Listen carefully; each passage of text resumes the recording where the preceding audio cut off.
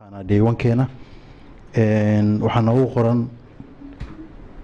data driven development topic la yiraahdo team Kelly oo ka socda World Bank. Team Kelly Soomaaliya wuxuu u qaabilsan yahay dhinaca World Bank mashaariicda ICT-da. waxaan jeclaan lahayn in aad nala dhageysataan Team Kelly iyo mataqaana presentationkiisa. Presentationkan kadib waxaa xigi doona presentation kale, sidoo kale waxaa sii xigi doona panel discussion kaas oo looga hadli doono topicyada hadda team iyo nin kale oo asagana uu qadka soo gali doono oo Uganda joogo ka hadli doona. marka soo dhawaada.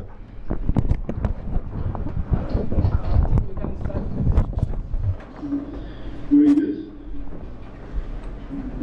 So my name is Tim Kelly. I'm a lead ICT policy specialist at the World Bank, based in Nairobi. And for the past few years, I've had the privilege and pleasure of being the task team leader for the World Bank's ICT sector support program in Somalia. And through that program, we've been able to offer support to the Ministry of Post Telecommunications and Technology, to the newly created National Communications Authority, and also to the Somali REN. And we've been able to provide some measure of technical assistance, some measure of financing, and also general capacity building. In fact, I met with one of your colleagues this morning, Dahir Adani, who is here in Nairobi at the moment for a course on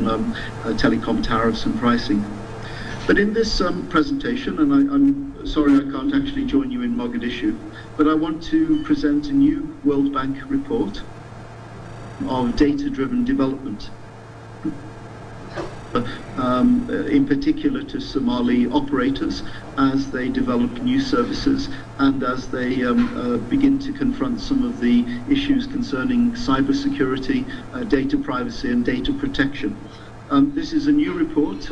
which will be released officially on Wednesday of next week. It will be freely available on the website, and the summary is already available. I hope you are able to follow the slides on the screen. So why did we choose the topic of data-driven development? Well, one very striking factor is that over 90% of the data that exists today in the world has been created in the last 2 years. In other words, more than 90% of data was created since 2016. The remaining 10% was created in the several thousands of years up to that point.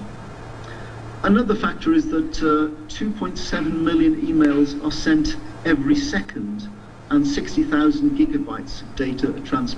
transmitted worldwide every second, most of it by the 3.5 billion internet users around the world. So the challenge is to extract value from this data and to put it to work for governments, for firms and individuals. Firms are being relatively successful already in how they use data. For instance, Google, Facebook, Amazon, all of these survive by the advertising they're able to sell on the basis of the data they know about their consumers.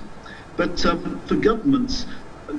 are only really beginning to touch the value of that data. In Somalia, for instance, we're working with Dr. Noor and his team to develop a system of digital ID that will enable the ability of government to collect data and to analyze it and to relate it to its citizens. It'll increase immensely once that system of digital ID is in place. And for individuals as well, there is a need to protect their data, to make sure that they benefit from that data rather than losing control of that data. The report, which is about 180 pages long, has 6 chapters. The first chapter provides an overview. The second looks at the supply of data, where it's coming from. As you'll see from the graphic on this slide, around about a third, 34% of all data worldwide comes from the North America region, even though that region only accounts for about 5% of the world's population. Chapter 3 looks at how we can use data for development purposes and looks at the ethical implications of that. Chapter 4 looks at the implications for and 5 looks at how firms are using that data. And then finally, 6 presents suggestions on how governments can develop policies for the data economy. So where is all the data coming from? Historically, it came from fixed networks, and public telecommunication operators were the national champions in their respective markets. But fixed networks, as the slide on the right shows, have long since been overtaken by mobile data networks. And today the biggest growth in data is coming from, on the one hand, smartphones, and on the other hand, over-the-top content creators and video streaming organizations such as YouTube and Netflix. In the future, it's not so much humans that will be the main source of traffic, but rather machines, as Internet of Things, automated vehicles, sensor networks, etc. Come online. To give you one quick example, a single automated vehicle will produce something like 4 gigabytes of data for every hour of driving. So they're going to be huge consumers and producers of data once automated or unmanned vehicles come to the streets. So what kind of data are likely to be useful for development purposes? Data comes from a number of different sources. It's created by an individual's actions. It may be created by digitizing analog records, such as medical records. It can come through devices. For instance, our mobile phones create a trail of data that's sometimes called data exhaust, or otherwise known as call data records, CDRs. In addition, mobile phones create a trail of location data, and our social media contacts also create a digital profile. As those digital profiles grow, they become ever richer and ever more useful for marketeers to be able to sell to us, to anticipate our needs, to advertise to us in a more targeted way. And in future, that data that we generate will be analysed using artificial intelligence to better predict our desires and our actions. Better data equals better artificial intelligence. And that holds great promise for how individuals interact with the world and how we interact with the internet. But it also has risks in how that data is used, and there is a particular risk of a loss of control. The way firms use data is also increasingly important. As I mentioned earlier, Google, Facebook, Amazon, which are 3 of the top 10 firms worldwide, together with others like Apple and Alibaba, they use huge amounts of data, and they use that data to be able to anticipate our needs, to be able to sell to us, and to be able to sell to advertisers. One statistic is that globally, the market for internet advertising is around $53 per person. So every single Somali citizen that is using the internet, on average, they are generating $53 per year in wealth or in revenue for companies like Facebook and Google.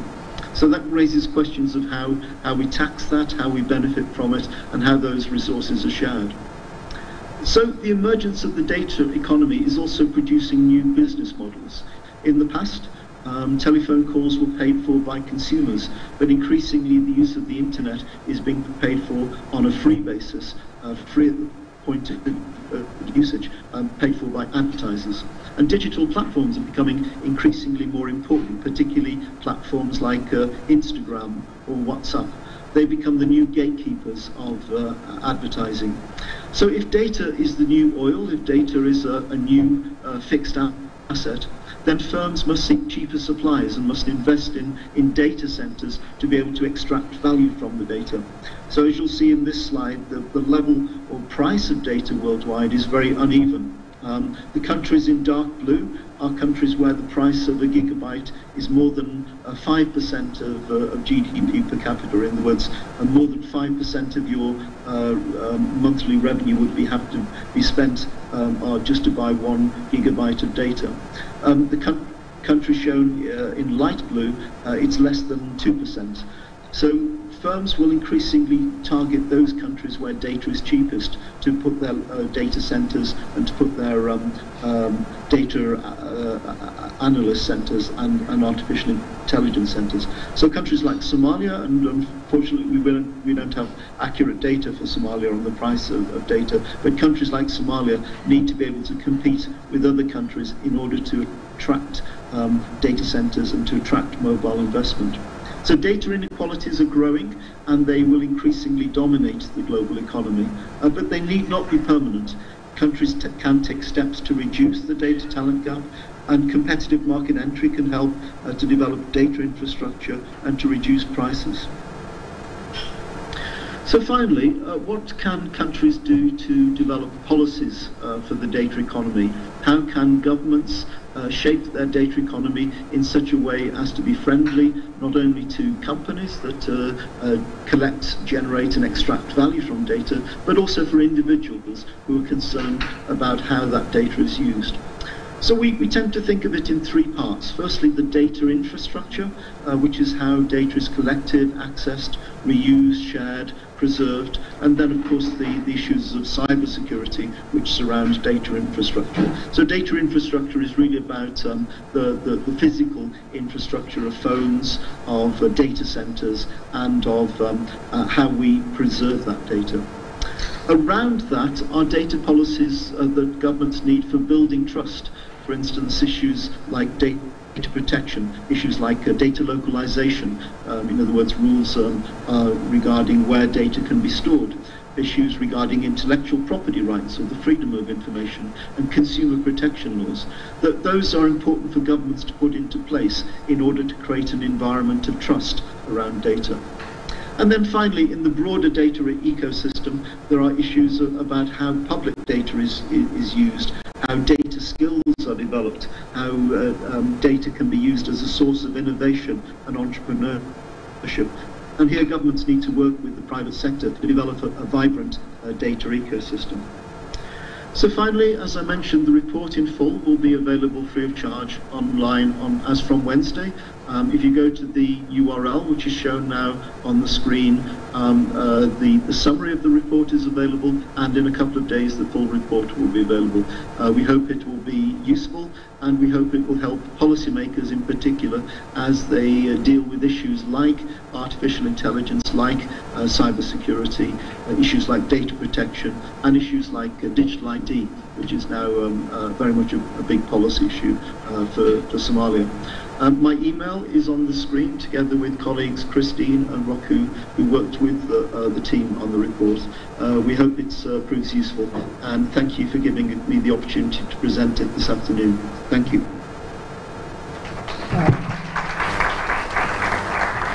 Thank you very much. Are there any questions? You will. Pak, soal kalau ujian sama sokor ikra sama mikrofon dulu.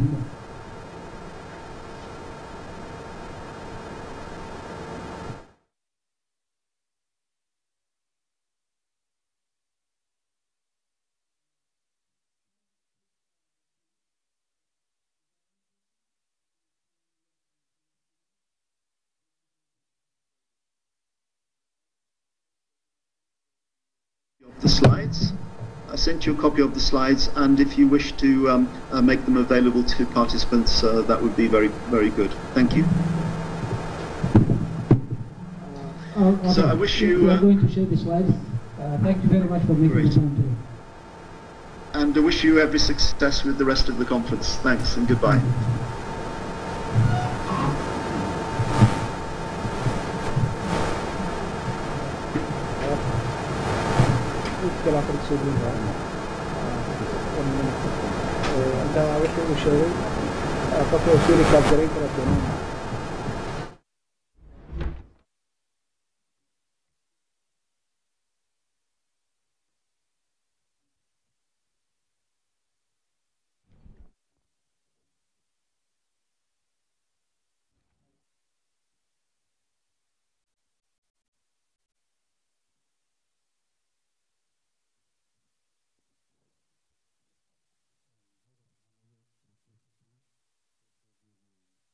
Kelly from World Bank, runtii presentationkan wuxuu taabanayay qeybo badan oo ka mid ah dhanka data storage-ka iyo data development program-ka. Dad badan baa waxay diyaariyeen mataqaanaa notice-kaas waxay noqon doonaan kuwo looga doodi doono mataqaanaa panel discussion-ka. Mainly this topic iyo topic soo socdaba waa laba topic oo u furan discussion in mataqaanaa anaga dhexdeena aan ka sameyno. waxaa noo soo socdo topic kale oo jeedin doono nin yidhahda Kale Spencer. Kale wuxuu ka mid yahay dadka ugu soo sareeya ama rangareeya Uganda Exchange Point. Kale wuxuu wax badan mataqaanaa ka hadli doonaa caqabadaha iyo muhiimadda uu leeyahay Exchange Point. And then these two topics waxay noo noqon doonaan discussion open noo ah. waxyaabaha xusuusta mudan waxaa ka mid ah hadda the last 2 years mataqaanaa modern daatada ugu badan mataqaanaa ii sheegay caalamka in la generate gareeyay asi Soomaaliya hadda markaan joognana end userska isticmaal internetka aad ay ugu badan yihiin. waxaana sameynaa data aad u fara badan. waxaa xusuud mudan per second Soomaaliya inay u dirto data per each second data gaaraysa 12 GB oo data in loo diro Google iyo YouTube every 1 second. marka waxaad dareemi kartaa daatada anaga aan generate gareyno laakiin aan locally ahayn oo data ka baxsan data wadanka taalo. marka adduunka daatada marka laga hadlayo lacag badan baa laga sameeyaa, dhaqaale badan baa laga sameeyaa. adduunku waxay haystaan data storage badan, data centers bay haystaan. marka waxaasoo dhan waa wax aad wadanka mataqaanaa anfacaya iyo content wadanka uu leeyahay uu noqonayo. marka waxaa moodaa xoogaa dhankaas marka la fiiriyo Soomaalidu inay aad ugu dambeyso oo daatada iyo contentiga anaga ahayn ay tahay wax naga maqan. marka topican mainly wuxuu focus gareynayaa sida aan u heli lahayn data locally ah. mainly haddana daatada anaga aan generate gareynay si locally si aan u access gareyn karnaa. marka waxyaabaha exchange pointiga nagu dhaliyay ka mid tahay. haddana waxaan maleynayaa sessionka kale inuu diyaar noo noqday. Kale waa qof personally shakhsi ahaan aan isku naqaano oo runtii ka mid ah dadka mataqaanaa community noocan oo kale ka shaqeeyo. Yeah, I can see the slides, and I can also see some photos from Uganda.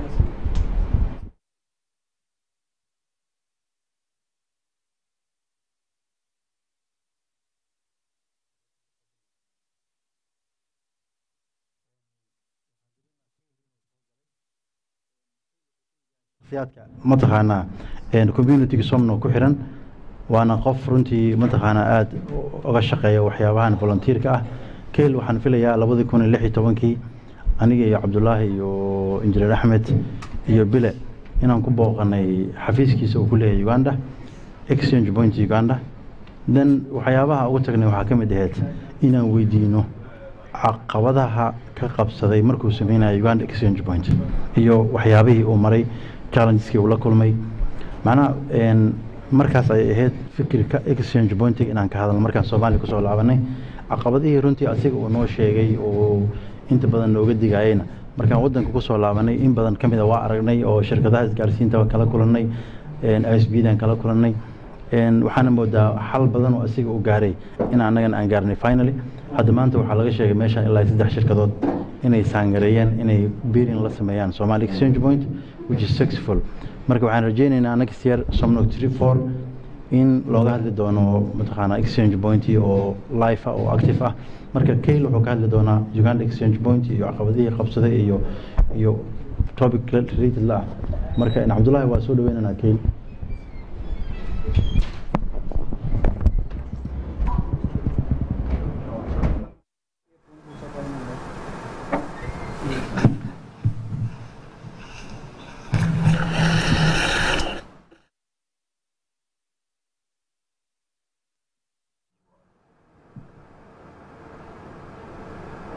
We are ready.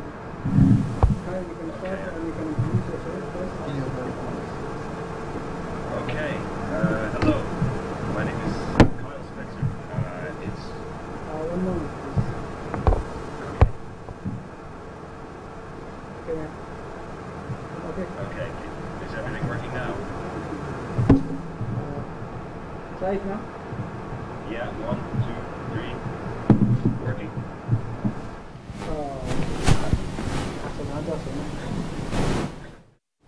Just 1 moment. No problem. No problem. So between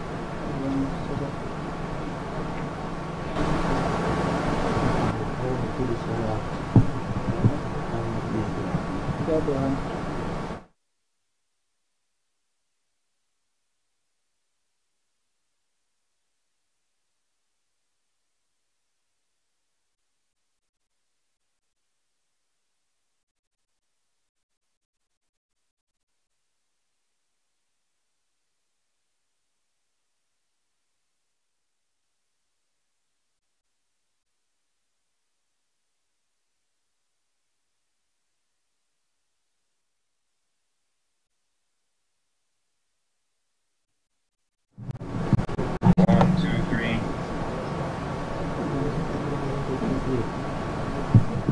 One, two, three, four.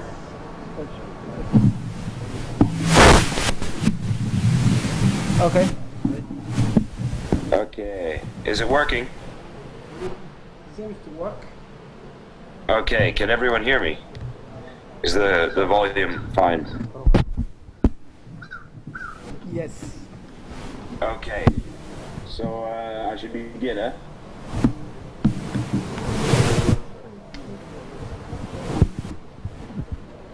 Okay, you can start now. Okay. All right. Thank you. It's an honor to be here. I appreciate you for inviting me. And my connection may not be so good, and I don't have video, unfortunately. So I'm going to try to keep this brief. So I'm going to talk a little bit about the Uganda Internet Exchange, its history, some of the challenges that we have faced, the impact that the exchange has had on our market,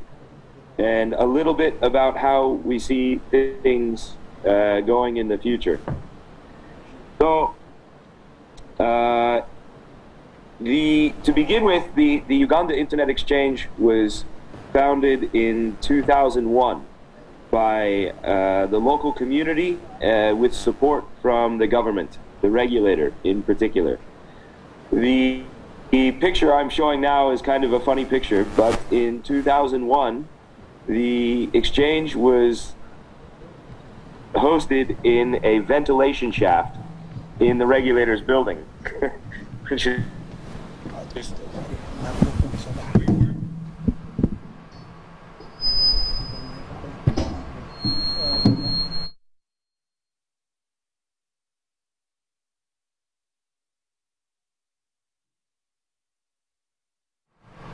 the reason why the exchange was started was because internet was very expensive, as I'm sure you guys can understand. Until 2009, late 2009, we were still connected to the world by satellite in Uganda. So bandwidth was around $5,000 US per megabit until around 2009. So back in 2001, when the exchange was formed, it was an effort to reduce costs, but also performance was very important, because satellite, as I'm sure you all know, has a lot of latency, and when you have to go between networks in the country, and you have to go through space multiple times to go between networks because your traffic is getting routed via Europe, it adds a lot of delay to the connection, and that makes it impossible to do certain things with the network, like enterprise applications or online gaming or other things. So the exchange initially did not charge money. It was driven by volunteers and donations. So the government put us in their building, the regulator's building, and they donated rent and they donated power, and the individuals who were trying to start the exchange donated their time, sometimes money, and organized donations from other organizations, like for switches from NSRC or Internet Society and so on. So we had humble beginnings. Eventually we moved into a new location, We had many challenges, actually, because in 2001, nobody really knew what an exchange governance model should look like. And so when the company was founded, they asked a lawyer in Uganda, a very well-known lawyer, to put together a constitution. And they did their best. But not knowing how an exchange should be managed politically as a governance system, they made some mistakes, and that has complicated our existence in a big way over time. And we also had some challenges within the community over time. There was some fighting between different sides of the community, and some of those challenges within the community we're still working through today, but we have come a long way and resolved a lot of them. Also, since 2001, it's been, what, 17 years. So in that time, the government has sometimes changed its thinking about how the internet exchange point should be run. And once in a while, they've tried to take more control over the exchange. But we've also navigated these situations and we remain independent. And also, we've had sustainability challenges because the fees were never implemented in the beginning. And that was okay when the internet exchange was small, but today, as you will see, we've grown quite a lot. And it can no longer be run only by donations, and so we've had to implement fees, but people have been getting the service for free since 2001, so that was a very difficult transition to go through. But we are also succeeding there by moving very carefully. Today, despite all these challenges, we have 28 networks connected to the exchange. Uganda is a very competitive market. We have a lot of internet service providers, a number of mobile network operators. We have a research and education network that's connected. We have the government network, and some enterprises that are beginning to appear, as well as content networks like Google and Akamai, and so on. We have this has had a big impact actually on the Ugandan market. It's dramatically reduced operational costs for the networks. In the beginning, when the exchange was started, there was no local traffic because nobody was hosting services in Uganda. But after a while, people began to know that this was possible,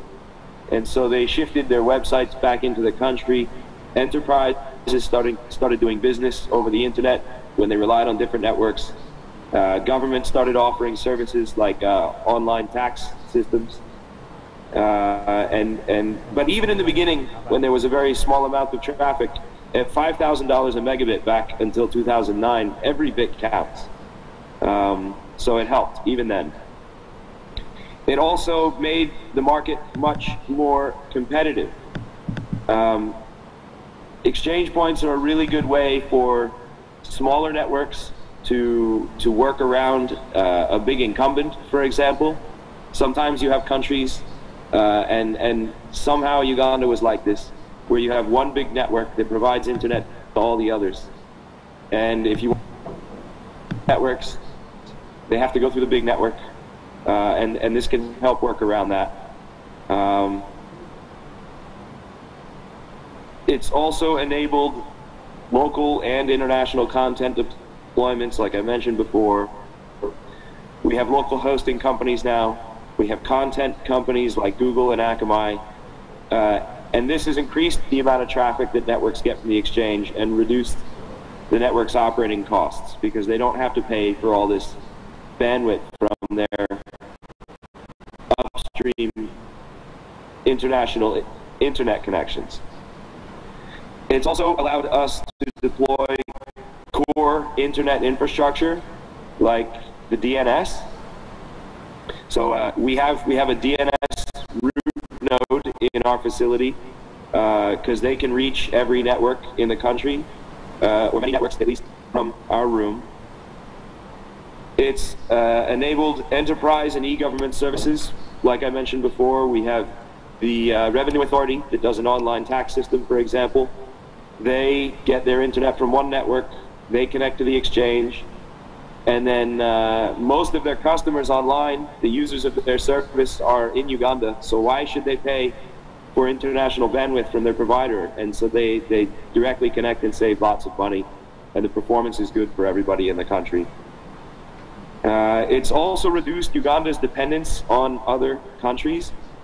So we have our own DNS infrastructure now, as I mentioned before. If the submarine cables get cut, websites that are hosted in Uganda can still stay online. Core government services can still stay online. And as a result, Uganda has become a bit more economically independent. Maybe not in a major way today, but over time this is growing. And it's also improved Uganda's national security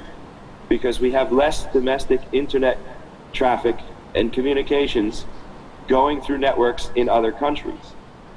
Traffic from Uganda for Uganda is staying inside Uganda, and so that's less eyes on the communications. And so despite the challenges, we're succeeding, but we still have more challenges. But in the future, the way we see the market is competition. As I mentioned in the beginning, we have some political challenges. I mentioned, for example, the government sometimes changes the way they think about the exchange. But a lot of that is because right now we're the only one. But in the future, we will not be the only one. And the market is developing, in part because of our existence.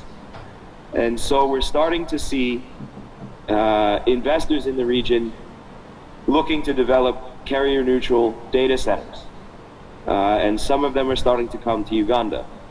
And this creates an opportunity for us to move into a better home, but also for a competitor to start up. And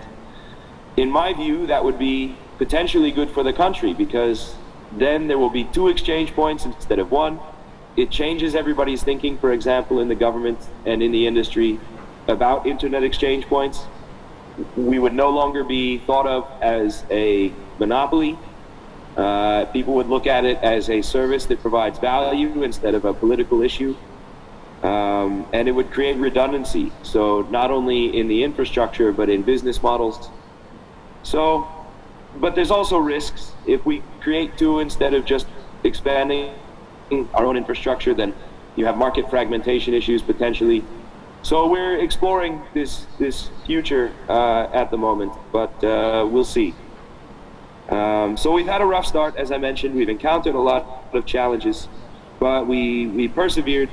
we pushed through, and we've grown a lot, and it's had a really, really good impact on the country. So that's all I have to say for now, but if there are any questions, I would be happy to take them.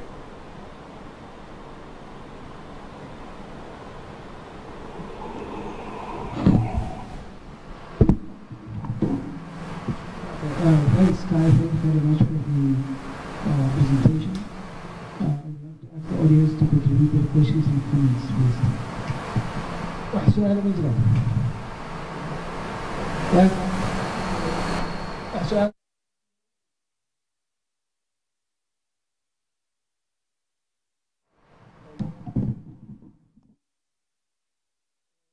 Kyle presentation kiisa ma maqlaynay ma xagga dambe soo gaaray.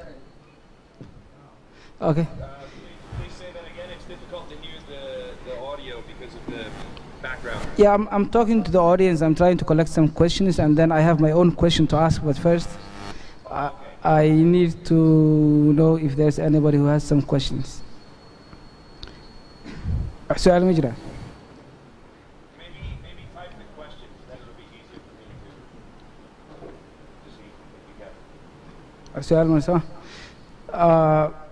I think we don't have any questions from the audience. I have one question. What I want to know is, what does it take to run an IXP, technically speaking? In terms of technical competency, what does it take? Technical competency, good question.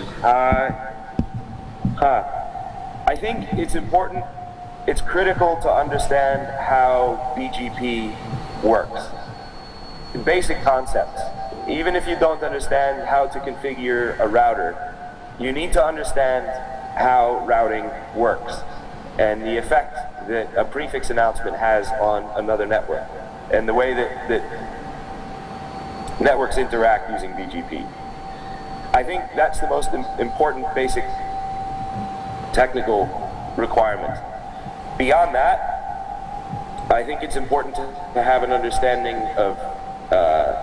systems administration, like Linux administration, for example, to configure servers. You might need to configure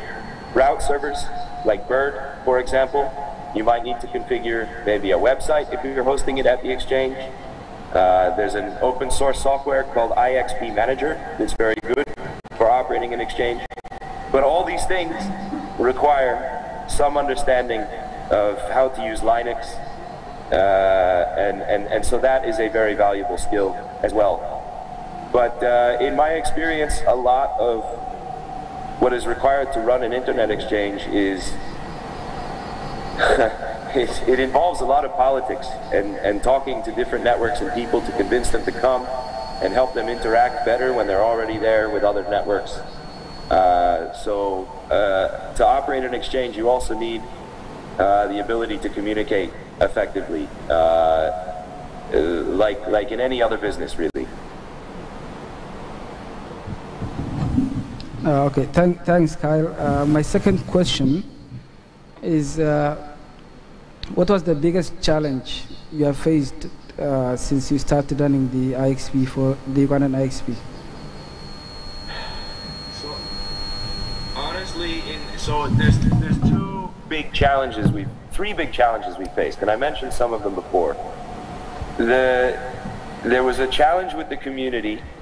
because over many years, with a broken governance model, people started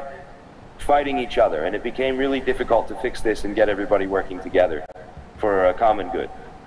And at the same time, we had a big challenge with the government sometimes because over 17 years, sometimes, as I mentioned, they change their thinking. They want to have more control, but if they take more control, then it would be difficult for competition to come in the future. So in order to protect Uganda, we had to work against this objective sometimes.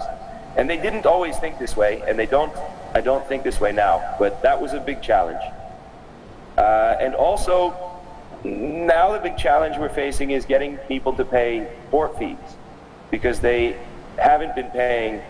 until this year. And some networks, since they've never had to pay, they don't understand the value. They know they need to connect, but how to turn this into numbers, how to say this price is okay, this price is not okay. So some of them have refused to pay, others have agreed to pay because they understand it. So sensitizing the community and the networks and bringing enough people on to the paying side so that we can upgrade power and we can continue to grow and provide more value to everybody has been a really big challenge. But with patience, we're succeeding. And I think, to go back to your previous question, what you need as a skill to run an exchange, it's not technical, but you have to have patience. Sometimes growth can take a lot of time, and you can run into a lot of challenges, and you can't get discouraged. You have to keep your mind on the long-term objective and continue pushing. Thank you very much, Kyle. Thank you for your time and sharing your experiences. My pleasure. It's an honor to participate, and enjoy the rest of the event. Cheers.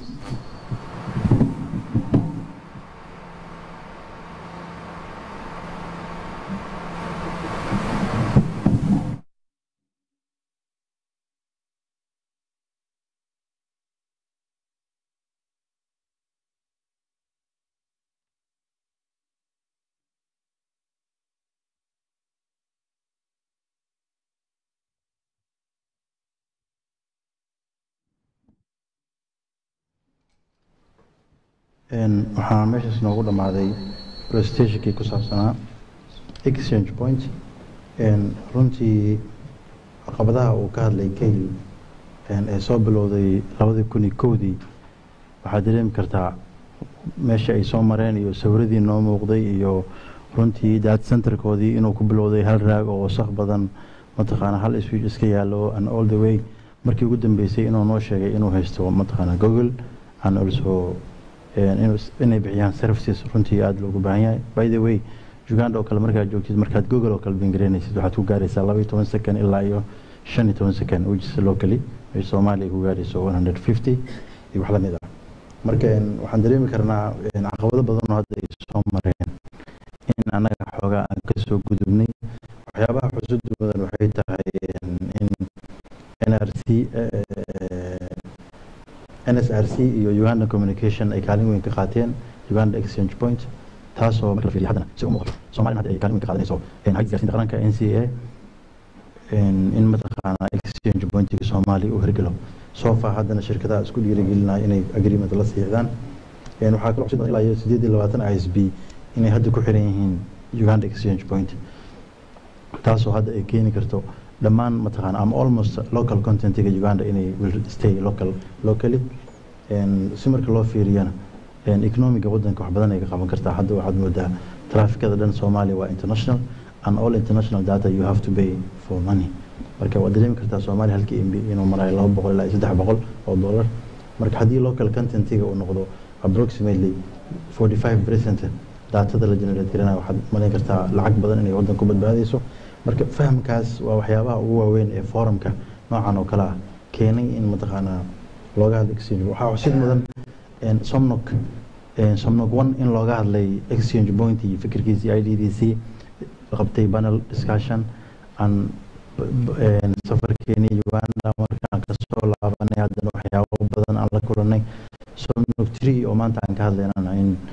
NCA oo mataqaana ayadoo la kaashanayo oo hadda exchange point-gii uu wadanka yaalo oo qalabkii uu yaalo data center la diyaariyay waxa la sugaa inay ku xirmaan dadka. marka in a while waxa la gaari doonaa in mataqaana ay sheegay exchange point-gaas uu yeesho Google iyo Facebook iyo YouTube and etc. waxa kale xusud mudan saad la socotaan markii su'aasha la weydiiyo technical requirements loo baahan yahay wuxuu sheegay in loo baahan yahay BGP skills iyo routing information skills all this. taas waxay ahayd sababaha annaga aan traga saddexaad aan ugu darnay Somnog this time in advanced BGP routing aan dhigno si mataqaana caqabadaha noocan oo kale aysan u dhicin. haddana waxaan rajeynayaa conference-ga markuu dhamaado kadib teamka waxay diyaar u yihiin in mar kale ay xayeysiiyaan in advanced routing mataqaana la dhigo especially BGP si scaleska mataqaana loo baahan yahay loo helo. waxaa kaloo ku dhiirigelinaynaa shirkadaha isgaarsiinta ama ISP-ga tragas mataqaana ay sheegay inay soo apply gareeyaan oo qaataan. waxaana xusid mudan in xataa haddii loo baahdo international expertise in la heli karo inay training ka bixiyaan trainingaas. waxaa noo xigi doono session uu soo jeedin doono Abdullahi Bici from Somaliland building a strong ecosystem for Somali internet sector. session kan markuu noo dhamaado waxaa jiri doono panel discussion. marka waxaan haysanaa 3 presentation oo hal meel ka wada hadlaya ayagoo dhan. exchange point-ga wuxuu ka mid yahay waxyaabaha dhaqaalaha kor u qaado. waxaa fududaanayso qof kasta oo content provider ah inuu servicekiisa oo kale waxyaabaha uu xusay waxaa ka mid ah in Uganda mataqaana reenkeeda sida Soomaaliya u taagantoo kale waxaa jiro mataqaana reenu qolo la yiraahdo ayagana content providers oo digital haysto haddana exchange point Uganda ku xiran. taas waxay u fududaynaysaa ardayda Uganda inay access gareeyaan systemka. marka soo far haddana Soomaaliya waxyaabaha u taagantay ka mid tahay.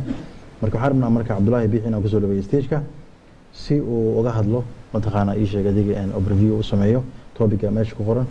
kadibna waxaan sameyn doonaa panel discussion oo nagu hadli doono. then finally waxaan soo diyaarin doonaa salaada. Abdullahi soo dhaweeyo.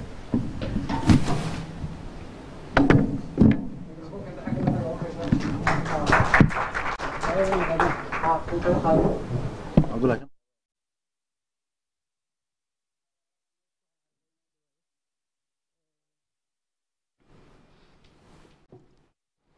laba presentation hadda aan aragnay mid ka mid ah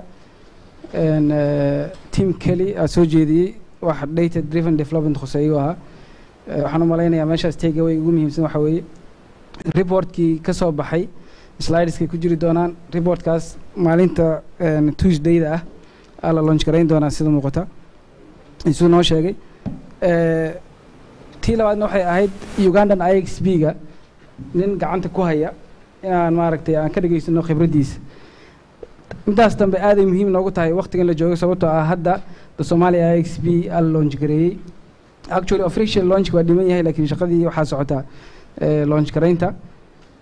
ahamiyadeeda faa'iidada ay noo leedahay waxa aan ka faa'iidi karno waxaasoo dhan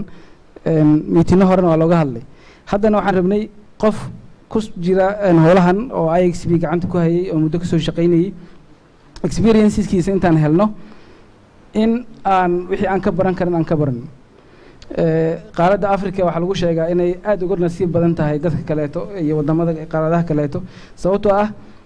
dad kale wixii ay ku soo rafaadeen cilmi baaris iyo lacag iyo wax badan ay ku soo sameeyeen ayaa waxa u suurtagelaysa in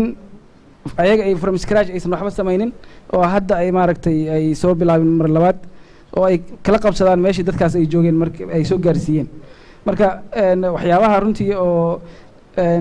Kyle oo yarkii hadda meesha ka hadlay ah oo xaaladiisa unique ku tahay waxa weeye Uganda wuxuu yimid almost 10 years ago isagoo maaragtay eedaan machineries kan waxaan la socda isbitaalada rangareeya IT officer ah internet problems qabsaday isbitaalka culeysyaadii wax qabsadeen problemkii markaas qabsaday wuxuu bilaabay inuu ku dhex galo internet industry-ga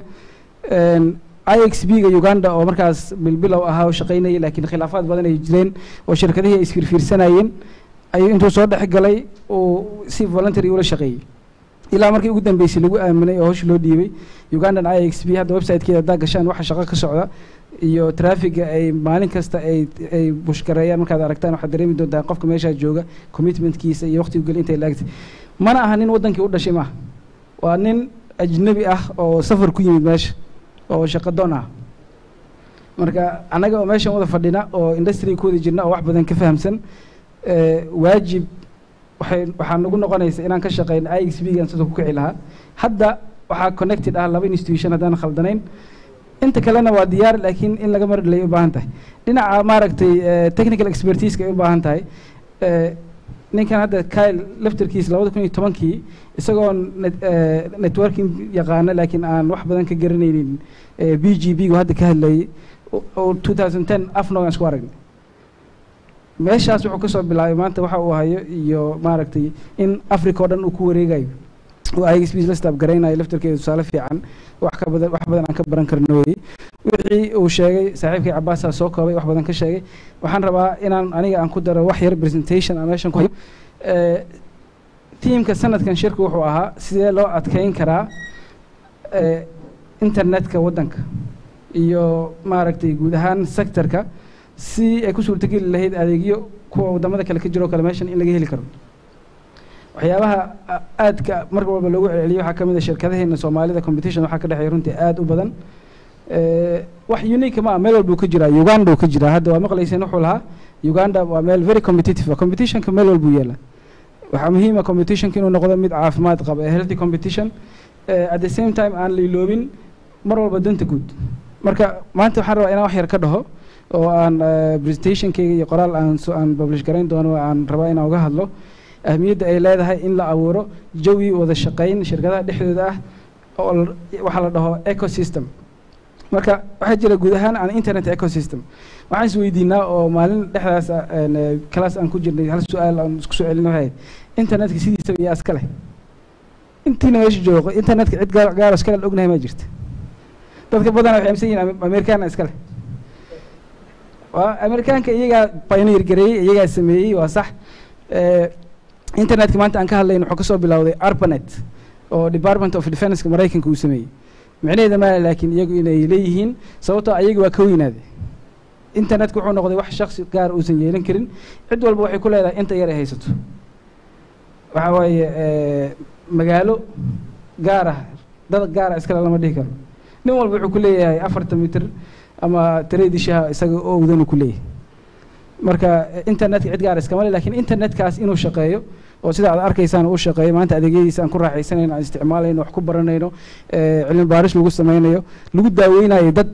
e-health wax la waxaas oo dhan waxaa noo suurtageliyay wada shaqayn ka dhaxaysa dad badan iyo organizationno badan oo mid walba kaalin gaar uu ku leeyahay marka waxa presentation-kayga nuxurkiisu wuxuu yahay in aan fahamno number 1 ecosystem oo internetka Soomaaliya yaa ku jiri kara key playerska ay noqon karaan cid walbana kaalinteeda maxay noqonaysaa ecosystem sideeda waxa weeye waa jawigaas wada noolaanshaha ay ku wada jiraan organizations ama entities kala madax banaan kala duwan kala danad badan oo cid walba ay ilaashanayso danteeda gaarka ah competition badan uu jiro markaan ka hadlayno Soomaaliya the internet ecosystem guud ahaan the internet society waxay ku qeexdaa waa eray ay u isticmaasho inay ku qeexdo communities iyo organizationada ka shaqeeya horumarka internetka guud ahaan ama uga shaqeeyaan dano personal oo dhaqaale iyo for profit ama uga shaqeeyaan inay wixii ay nidaamiyaan oo regulation ay ku sameeyaan ama uga shaqeeyaan inay dano kale oo la xiriira horumarinta guud ee humanitieska inay uga shaqeeyaan marka ecosystemka guud ahaan contextkiisa ama xaaladda ecosystem kasta ka jira xitaa midka kaynta marka la joogo jaqda waxa weeye number 1 wada noolaasha jirta iyadoo la isku fiiceen haddana la wada nool yahay shirkadaheeni iyo shirkadiis gaarsiintii iyo wixii oo dhan markaad fiiriso waxa laga yaabaa cid walba danteeda gaarka inay ilaashanayso laakiin still magaaladii wada shaqeynaa ka jirta last year waxaan ka hadalnay infrastructure sharing engineer Axmed aa soo present gareeyay say anagoo tartamayna laba shirkado tartamaya haddana infrastructure-kiisa ay wadaagi karnaa danta cid ay ugu jirto eventually ka faa'iideyso waxa weeye waa end user-ka waa customer-ka sababtoo ah kharashkii costigii waxaa ka yaraanaya connectivity-ga number 1 number 2 caafimaad badan ka soo baxaya waa la socotaan soo maaha taawarada ugu yar maalin walba research cusub waxa la soo saaraa towerskan radio towerskan oo mobile networkska GSM-ka cancer ay cause gareeyaan iyo studies noocaas soo baxay la socotaan soo waxa soo dhan cabsideedu waxay yaraan lahayd haddii tirada taawarada kale inaga yaraan lahaayeen say ku suurta galaysaa hal taawar inaan taagno shirkadaha dhan ay wada isticmaalaan cid walbana costig dhinac kaga soo aayaysay maaragtay ka isticmaasho ecosystemska contextkooda waxaa ka mid ah competition culus inuu jiro sidoo kaleeto ecosystemka waxaa jira qaar wax soo saara iyo qaar wixii la soo saaray consume gareeya hadaad xitaa maaragtay forestka ama kaynta markaad joogto xayawaanada qaar maaragtay dhiraa soo baxda waxaa cuna xayawaan baa cuna xayawaankii cunay haddana mid kale oo waxaa cunaya oo kuwii hilibka cuni jiraya kuwii hilibka cuni jiray ayagana waa dhimanayaan carradii ku laabanayaan carrada markay ku laabtaan geedkii haddana dheecaankoodii maaragtay ka helaya anfac marka saasoo kale la isku wada xiran yahay midba midka kale u baahan yahay marka ecosystemka oo isgaarsiinta waxaa ku jira intaas hadda arkaysaan weliba annaga Kenya midka gaarka noo ah the Somali internet ecosystem waxaa ku jira dadka policy makerska ay ka mid tahay xildhibaanada dabcan dhamaantiin xildhibaanada meesha ku wada leedihiin kuwa sida gaarka anaga aan ugu leenahay yani dadka meesha fadhiya oo baahda isgaarsiinta iyo internet industry ku jira waxa weeye qolada committee-ga qaabilsan telecommunicationska waxa kaloo jira policy makerska waxaa ka mid ah wasaaradda laftarkeeda oo shaqadeeda ay tahay inay policieski soo jeediso ama soo propose garayso waxaa ka mid ah regulatorka sidiisa waxay tahay policy la soo sameeyay inuu ku shaqeeyo uu soo propose garaynaya laakiin inuu fuliyo cidda fulin lahayd oo ilaalin lahayd waa regulatorka inuu suuqii nidaamiyo oo competitionkii uu ka dhigo mid caafimaad leh regulatorka laga rabaa tusaale ahaan haddii shirkaddii ay macaamiil waaweyn wax ka gadayso oo jumla ay ku gadayso tafaariiqdana inay ka leexato oo maaragtay dad kale ay ka shaqaystaan adeegyadii inaysan kula tartamin cid ay marka hore adeeg siinaysay wixii la midka ah regulatorka shaqadiisa ka mid tahay waxa ugu muhiimsan ecosystemkaas waxa weeye end userska oo annaga aan ka mid nahay waxaa ka mid ah operatorska iyo dadkii adeega bixinayay shirkadihii operatorska ahaa isugu jiraan kuwa internet service-ka bixiya iyo kuwa bixiya adeega internetka la dulmarsiinayo ama transport service providerska kuwa la dhaho iyaga daruuri ma internet inay bixiyaan laakiin waxay leeyihiin fiilooyinkii ama tuubooyinkii internetka la sii marsiin lahaa waxaa ku jira oo kale jaamicaadkii iyo maaragtay iyo internet education providerskii jaamicaadkii soo saaray injineeradii ama dabaqay manaahijtii lagu hormarin lahaa wixii cilmi la xiriira internetka waxaa ka mid ah associationskii hadda waxaan la socdaa Somali Telecom Association muddo dheer uu jiray waxaa hadda mar dhow sameeyay haddaan khaldanayn cidii iga horreeyay ay ugu dari kartaa Somali ISP Association oo maalmo dhaweyd la dhisayay waxaa jira oo kaleeto kuwa global ah iyo qaar local organizations waxaa ka mid ah anaga hadda waxaan la dhiil garaynaa Afrinic oo shirkadaheena dhammaantood ay ka doontaan IP addressyada waxaa jira ICANN iyadana iyo Afrinic iyo hoos timaado waxaa jira oo kaleeto IETF Internet Engineering Task Force oo laga rabo jaamacadaheena inay ku xirmaan oo maaragtay ay ka qayb qaataan protocolska internetka loo isticmaalo sameynteeda waxay ka mid yihiin kuwaas global and local organizations aan ka hadlaynay. Local organizations waxaa ka mid ah professional groups sida Somno oo kale, Somali Network Information Center sida ka warhaysaan, .so oo ah sumadii internetka maaragtay Soomaaliya markii la soo celiyay waxaa gacanta ku haya Sonic waa hoyga .so ga iyadana waxay ka mid tahay ecosystemkaas dadka qaybta muhiimka ka ah oo content producerska sida mediaha qolyaha mediaha iyo cid alle ciddii wax publish garaysa content soo saarta iyadana waxay ka mid tahay content producerska. Marka all these waxay xisaabsan yihiin key playerska ku jira ecosystemka, midba midda kale ku tiirsan yahay, midba midka kale u baahan yahay. Marka waxaa loo baahan yahay si loo dhiso strong ecosystem in midda marka koowaad la dhiirigeliyo horta wada jiritaanka oo shirkadba shirkadda kale ay maaragtay suuq waa lagu jiraa waa tartamaya laakiin in good faith lagu tartamo oo maaragtay aan wixii anaga dad islaam aan nahay wixii competition aan caafimaad ahayn oo xitaa diinteena naga reebayso ay ka mid tahay baycukum calaa bayci bacdin inay completely xaaraan tahay iyo waxa wixii kitaabadan lagu soo akhriyay horta inaan ilaalino daabaqno aad ay muhiim noogu tahay anagoo meel kale sharciyo kale raadin ba already sharci noo diyaarsan haysanaa. sidoo kaleeto in la helo dad competitors ah oo haddana wada shaqaynaya waxaan ka wada shaqayn karnaa tusaale ahaan internet exchange point-kii inaan wada dhisno wada shaqayno because waa wax dan guuda anna i anfacaya adna ku anfacaya shirkadihii o dhan wada anfacaya taasoo kale inaan dhiirigelino dhisno waana laga rabaa. At the same time competitors aan nahay marka aan ku tartanno waxyaabo kale laakiin waxa danta guud ah aan isku wada tagno iyadoo cid walba ay ilaashanayso wixii xaq ay u lahayd iyo wixii maaragtay danteeda maaragtay ku jirtay. sidoo kaleeto in aan dhiirigelino faham oo big picture qofkii inuu meel fog wax ka arko oo si guud u arko oo u arko maanta haddii uu dhiirigeliyo isticmaalka internetka oo in userskii wixii shaqada u fududayn lahaa iyo accesska u fududayn lahaa laga shaqeeyo in berrito ay suurtagelinayso macaamiisha inay ku bataan oo suuq badan maaragtay ku abuurayo. marka intaas ugu muhiimsan marka haddii lagu guuleysto ecosystem strong ah maxaa maaragtay yaa winnerka waa everybody cid gaar maaragtay winnerka ma aha cid walba oo internet ecosystemkaas ku jira intaan soo sheegnay dhammaantood waa winners. dadka ka faa'iidaya waxaa ka mid ah dadka sektarada kala duwan ama educationka ama caafimaadka ama dhinac walba berito haddii ay noo suurto gasho internet ecosystem oo adag iyo internetkii waddanka aad hormar waxaa noo suurtagelaysa dhinaca caafimaadka inaan hormarno saa ka warhaysaan mar walba India waxaa loo tagaa ayaantan weliba VC waa qaaliyoobay qof xanuunsanaya ayaa xanuun ka weynaado waxaa la leeyahay qofkii India ha loo diro maxamed lacagaa baxaysa lacagtii waxaa ka daran VC lagu dhibayaa Soomaalidu waxa weeye 100 isbaara dhexda taala oo qofkii xanuunsanaa xitaa wax gaar u fududaynaya male lacagtii awal ku badnayd waxay noqotay in la helo VC India lagu tagayo wax aad u adag. marka haddii maanta ka waran dhakhaatiir meeshan waa joogaan expertiskii tala bixinta laga rabay ee wax gaadhgarayn lahaa hadday online kuu soo geli karaan oo maaragtay qad aan marnaba go-aynin la heli karo waxaa noo suurtogeli lahayd in e-health solutions badan inta la helo si remotely ah operationno loo samayn karo waana area dhan oo maanta hadda technologyga iyo communicationska aad loogu dabaqo. dhaqaalihii uu korayaa dabcan haddii ecosystemkaas uu adkaado suuqyo badanaa noo furmaayo hadda saa ka warhaysaan online stores aad u fara badanaa furmay maalinba maalinta kusii xigta new idea oo cajiibaa la keenaya. maalin dhow meelaan shir u tagnay marka shaaha laga soo baxo dadka sheekaysanayaan waa la is wareysanaya wadankii ka waran Soomaaliya say noqotay marka expectationska waxa weeye Soomaaliya hadda ka timid su'aasha qofka wax kale kaama wareysanay hadda nabad ma jirtaa lagu leeyahay. marka hadda waxaan bilownay nabad intaan ka tagno inaan dhahno waxaan haysanaa something like Uber because Uber yaqaana ninkan say ku dhici kartaa wax alla wixii wadan horumar laga isticmaalayo adeega maanta waa haysanaa.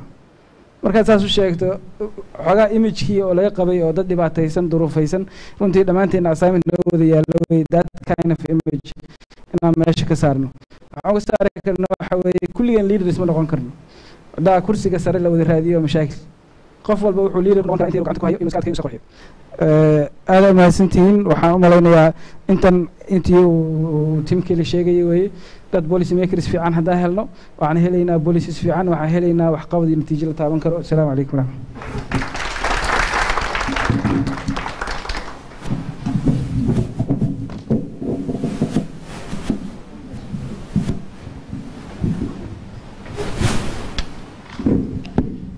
عبد الله هذا وما سنتهي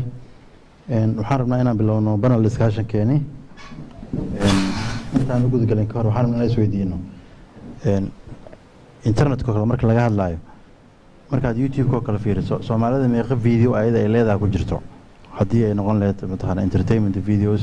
محاضرة هدي نقول له وأيضا هذا رصيد على سوق اليابا حفلة أو كله نيوز أو كله معنا واحد اللي مكرتها لا تأدوا فربنا أو صومالي إلى ذا إنه كجرته يوتيوب كا marka saas si lamid ahna Facebook sawirada ugu jiro ama waxyaabaha hadda aan sameynayno ee hadda lagu upload garanayo internetkana waa content anaga aan leenahay waxa xusid mudan hadda daatadii hadda la sameeyay ee maanta la diyaariyay ee la geliyay internetka waxay ka badan tahay 2 GB data marka data anaga iskala soo marka internetka marka waxa dareemaysaa qof walba oo isticmaala ama wax ku upload gareeya wuxuu kamid yahay part of the owners uu kamid yahay markaan ka hadlayo marka Soomaali markaan dhahaynana waa dareemi kartaa saamiga ay ku leedahay internetka marka waxa xusid mudan in hadda Cabdullaahi wuxuu noo sheegay Lodeso oo kale Sonic inay rangareynayso Lodeso hadda waxa lagu wadaa in local uu noqdo oo hadda serverada banaanka yaala ee Lodeso laga rangareynayo in laga rangareeyo Soomaaliya data centerka maanta dhan laga hadlayay in lagu bilaabo asiga marka waxa fududaanayso aniga website oo Lodeso ah marka local loo host gareeyo oo exchange point in la rangareeyo in ay aad u fududaanayso in la rangareeyo even internetka waxta macna Jowhar News iyo Muqdisho mataqaana iyo local mataqaana websites oo dhan waxaad awood u yeelanaysaa inaad wax ka akhrisato waxna ku qorto hadii lagu guuleystay in server ka weyn la keenan waxaan u baahnaan doon waxaan mataqaana jiri doonin internet inuu naga gooyo in kale kala jeclaan doonin marka waxaan marka waxa soo roonay inaan si fiican u faahno marka waxaan rabaa topica banal Kenya oo runtii looga hadli doono presentation hadda aan soo qaadanay inaan ka hadalno marka banal discussion waxa ay la qayb gali doono Abdullahi Ciise oo ka socdo oo ah gudoomiyaha jaamacadda UTC waxay ka mid tahay jaamacadaha bixiya technology-ga runtii arday badan soo saaray especially dhinaca networking-ka iyo system administration-ka wax badan mataqaana ka daboolay baahi badan oo jiray sidoo kale waxaan rabaa inuu banalka ay la qayb qaato engineer Caadil oo runtii asigana ah ii sheeg adiga teamka Somnogna ka tirsan haddana u shaqeeya mid ka mid ah shirkadaha waaweyn ee dalka ka jira wax badan ka fahansan hadii ay noqon lahayd data center in la sameeyo hadii ay noqon lahayd exchange point in la sameeyo iyo hadii ay noqon lahayd Lodeso in loo host gareeyo locally saas lamid waxaan rabnaa inaan markale ka faa'iideysano Cabdullaahi Biix Xuseen oo runtii mataqaana markale aan rabi lahayn in topigidaas wax la xiriiro kale inuu ka bixiyo comments oo saddexdaas qof waxaan rabaa inaan ku soo dhaweeyo stage-ka iyo sidoo kale waxaan rabaa inaan ku soo dhaweeyo stage-ka Maxamed Cabbaas oo runtii ka socda Starcast oo runtii ah TV smart TV oo mataqaana ii sheeg adiga hadda wadanka ka shaqeeyo under Somali Wireless Maxamed Cabbaas wuxuu ka mid yahay sponsorskii runtii ka qayb qaatay shaakan sessionadii dhacay waxaan afartoodii inaan ku soo dhaweeyo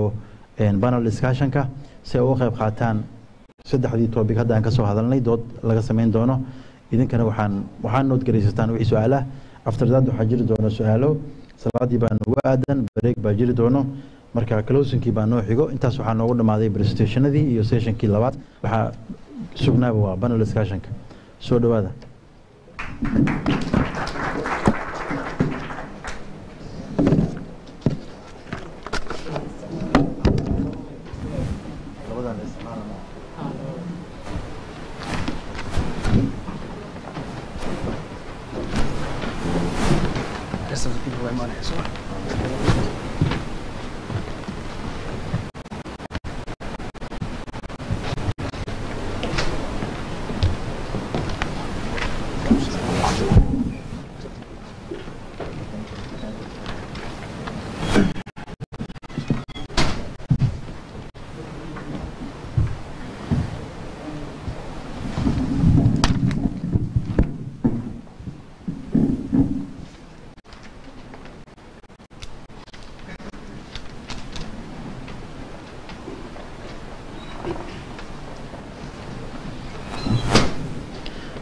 dhammaantiin waxaa idinku soo dhaweynayaa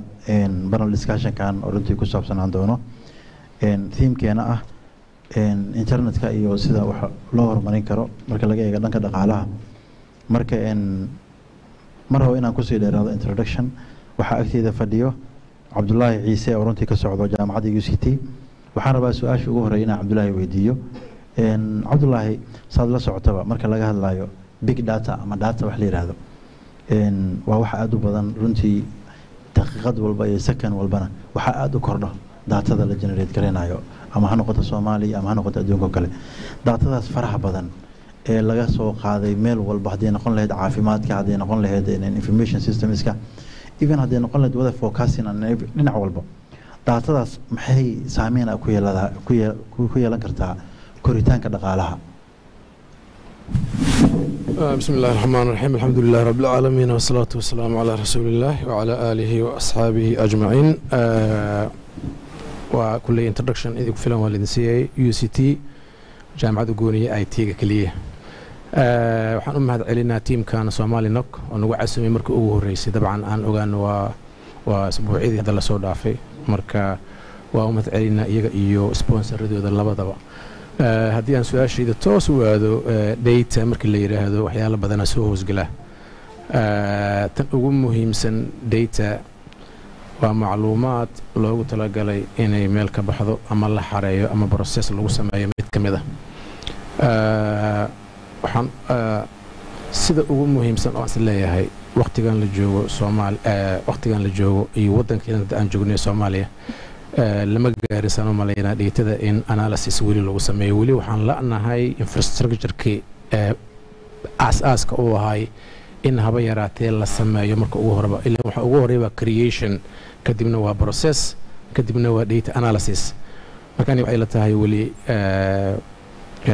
infrastructure-ka waxaa naga maqan wadanka la gelinaya haddaan waxoogaa ku sii darana internetku ISP-yadu weli waxaan taaganahay point to point wireless marka kulli waa dib aan u dhigana insha Allah waa maasanta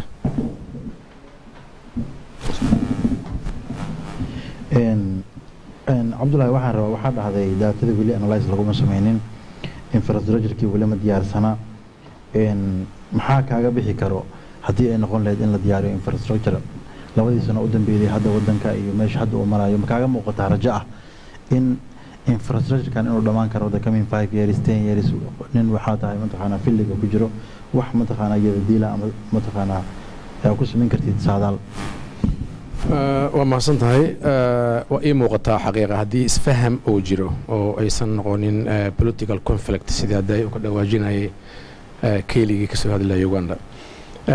tan ugu muhiimsan waxay ila tahay aniga si aniga ila muuqato my view sidii 4 sano ka hor haddaan wax dib u dhaco 4 sano ka hor aan wadankaan imaanay annagoo taariikh gaaban hadda idinka siiyo team wada socda ka yimaada meelahaas Yurub ka yimid ugu talagalay inay IT bilaabaan waxa ugu horeeyay noo muuqato waxay wadanku baaba inuu ka yahay dhinacaas IT-ga kulli waa sidaan u aragna markaas waxay ila tahay marka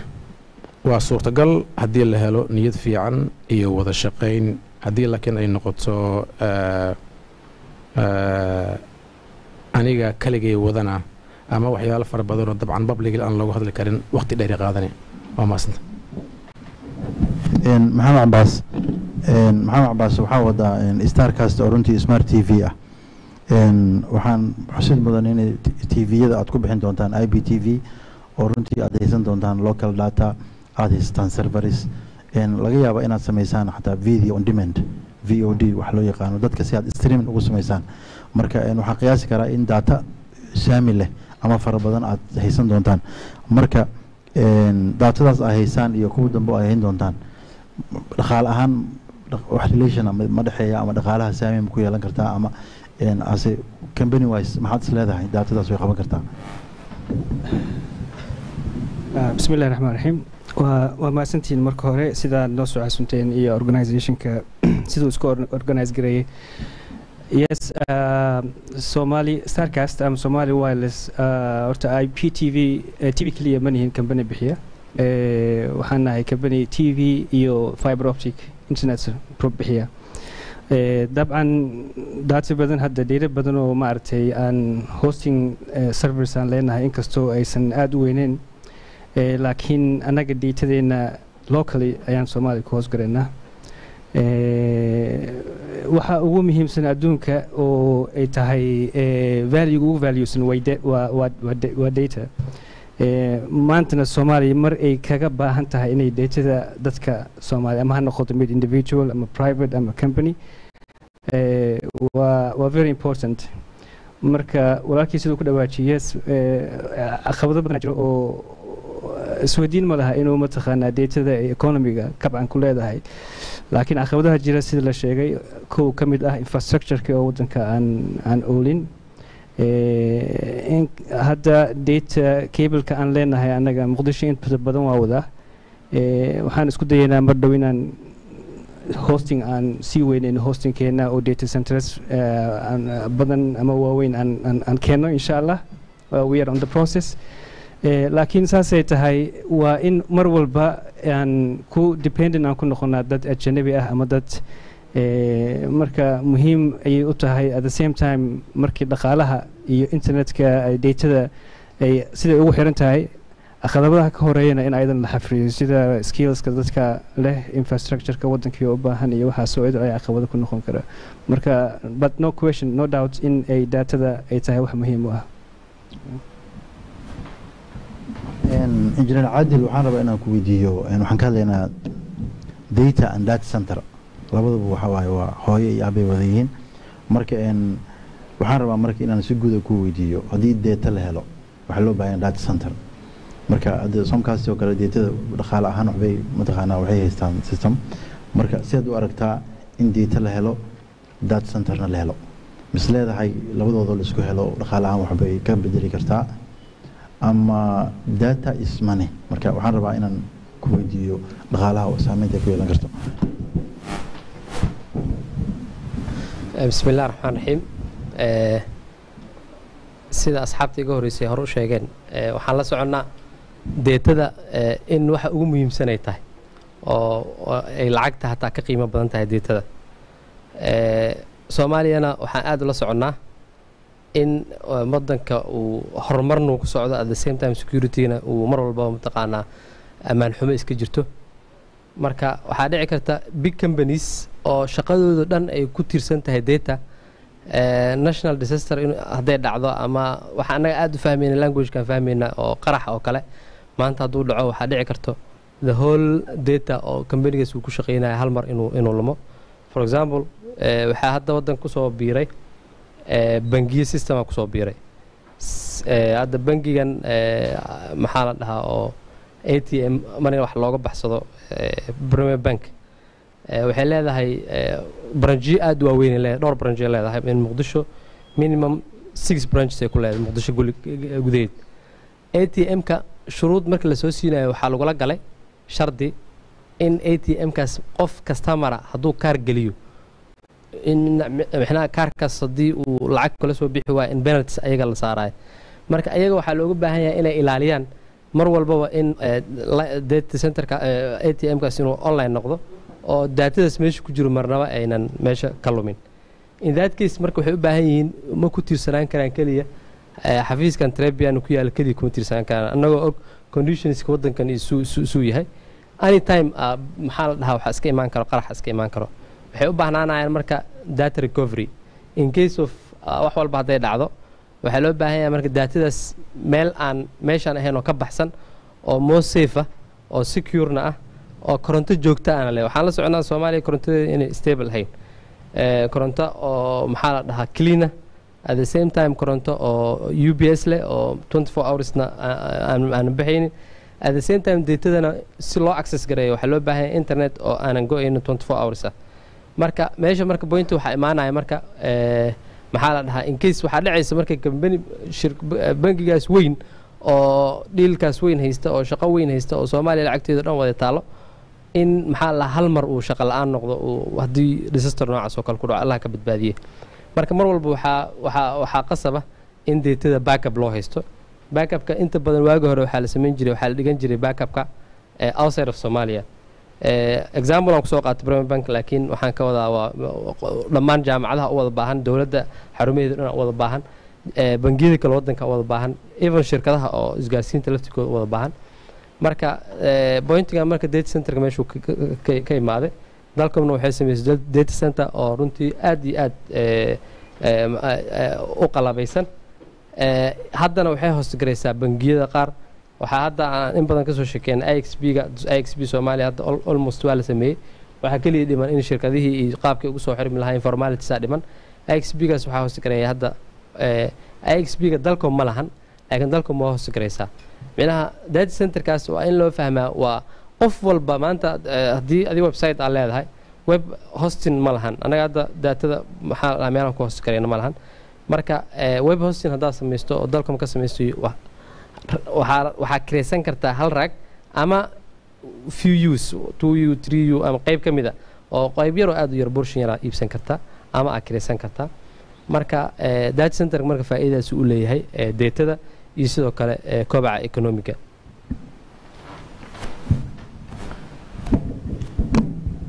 thanks Adil Abdullahi waxaan ka hadlaynaa data and data center waxaa ka socotaa Somaliland waa shirkad bixisa internetka service provider waaye waxaa leedihiin ama yeelan doontaan data center datadiinan haddaan lasoo access garaynin waxay noqonaysaa data aan laga faa'iidaysan marka in lasoo access gareeyo user endigana ay mataqaana access fiican u helaan datada ay haysaan ama data centerada jiri doono mustaqbalka masleedaha exchange point haddii loo helo waa laga faa'iidaysan karaa iyo waxaa kaloo rabaa inaan raaciyo exchange pointiga masleedahay dhaqaalaha waddanka ama dhaqaalaha internetka inuu wax ka bedeli karo ama end userka inay mataqaanaa lacag aad u jaban internet ay ku heli karaan ama accesska internetka u yeelan karaan uu aad u fududaan doono waa mahadsantahay bismillah horta fursadda waxaa uga faa'iidaysanayaa daayato waxaa lahay Somaliland waa ISB xogaa lama sii faahfaahinin Somaliland waa ISB waa sax weeye shirkana in dadka ay ku ogaadaan Somaliland inay adeeg bixiso runtii waxyaabaha fariinta ugu horeysa oo Somaliland inay gudbisaan rabno wey laakiin waa ISB oo specialized ah Somaliland waxay adeeg siin kartaa kaliya waxa weeye institutionska waxbarashada gaar ahaan jaamacaadka iyo xarumaha cilmi baarista kaliya yani Somaliland as an entrant waddan kasta hal xab uu leeyahay mandate-koodu kuma jirto in ay adeeg siiyaan cid ka baxsan research and education institutions marka taasaan rabay ilaa maaragta iska saxo internet fiican oo haynaa waa run laakiin cid kasta ma hayno waxaan u haynaa jaamacadihii aan u haynaa taa marka laga soo tago Injineer Cabbaas arrintii IXB-ga haddaan ka hormaro oo maaragtay Somaliland aan dib u yara dhigto internet exchange point in la setup gareeyo saameyn weyn ay ku yeelan kartaa dhaqaalaha ummadda hadda Kyle markuu hadlayo waxyaabaha uu ka hadlo waxaa ka mid ahaa in markii ugu horeysay IXB marka la setup gareynayay trafficgii meesha maray inuu aad u yaraa sababtoo ah locally wax content oo lagu host gareeyay maysan jirin waxaan xasuustaa miitinadii oo IXB la isku imaan jiray asxaabta qaar meesha waa fadhiyaan waxaa la isweydiiyey waxaan ma chicken and egg problem ya yani saa ka wareysaan yaa la hor sameeyey yaa la hor abuuray ma ukuntaa la hor sameeyey mise digaagadii ukunta dhashaa la hor sameeyey kee la hor abuuray markaan ka hadlayna IXB-ga in local content la helo iyo in IXB shaqaynayo la helo kee horeynayo waxaa isku raacay situationka inaysan saas ahayn in marka ugu horeysa IXB-ga in la sameeyo ay tahay oo maaragtay asaga uu ka horeeyo wax walba si uu u dhiirigeliyo dadka inay locally hoos garaysaan content hadda Somaliland tusaale ahaan waa ISB jaamacadihii loogu talagalay inay internet u siiyo already data center waa leenahay data center laakiin iska yar weeye oo aan rabno inuu koro oo mar walba aan wax yar ku dari doono Somaliland organization ahaan waxaan nahay organization very lean ah oo kooban in terms of resources waxaan rabnaa inaan u korno si gradual marka koriimahaas aan korayno waxaa ka mid ah data centerkaas maalin walba in adeeg cusub uu bixiyo hadda adeeg ugu horeeya la bixiyaa oo ah adeeg internet kaliya serverada waxbaa noo dalban aan rabno inaan ku hoos galayno contentigeena ugu horeeyey contentigaas marka wax macnaa ma sameynayo haddii qofka ardayga Muqdisho jooga uu Mareykanka usoo marayo si uu contentigan u access gareeyo it doesn't make any sense ISB sababta loo sameynayo wax kale ma intaas laga hortago waxay badbaadinaysaa kharash badan oo ku bixi lahaa upstream provider in la siiyo oo dhaqaale markaan ka hadlaynay is all about maxaa ku soo galay maxaa kaa baxay markii kaa baxayna waa yaraysay at the same time gudahana waxaa ka abuurmaya dhaqaale badan sababtoo ah applicationska badan hadda runtii dhalinyaro badan waxay ka shaqaynayaan applications aad u xiiso badan oo noloshii ummadda wax badan ka bedelay aniga hadda maalin dhaweyd markii ugu horreysay waa maqli jiray waxaan isticmaalay dhaweey markaas baahi ahaysaa u isticmaalay runtii applicationkan isticmaalay aada ula tacajubay waxaan isweydiiyey marka contentkan iyo informationkayga yaa gacanta ku haya number one cidda maamuleysana gacanta way ku haysaa laakiin iyaga ma ka baxsan tahay tusaale ahaan aniga informationkaygii meesha aan deganahay meesha la iga soo qaaday haddii server maraykan ku yaala macluumaadkaas uu ku jiro I'm not safe anaga laakiin waxaan u baranay inaan dhahno aniga emailkayga safety iyo security muhiim maaha sababtoo ah aniga shacab iska caadi ah hadda shacab caadi tahay brit waxaa noqonaysa cid oga male midda kale qof bini aadama oo waxaa tahay xaq u leh privacygiisa maanta meeshaa ka dhaaqday meeshaa tagtay waxaasoo dhan dadkii inay ka warhayaan daruuri maaha waxyaabaha ay muhiimka u tahay in IXP la stabgareeyo waxaa ka mid ah ummaddan badbaadadeeda waxaa maalin dhaweyd aan ka akhrinayay India oo sharci cusub soo saartay Facebook iyo Google iyo kabariye badan amar ku siinaysa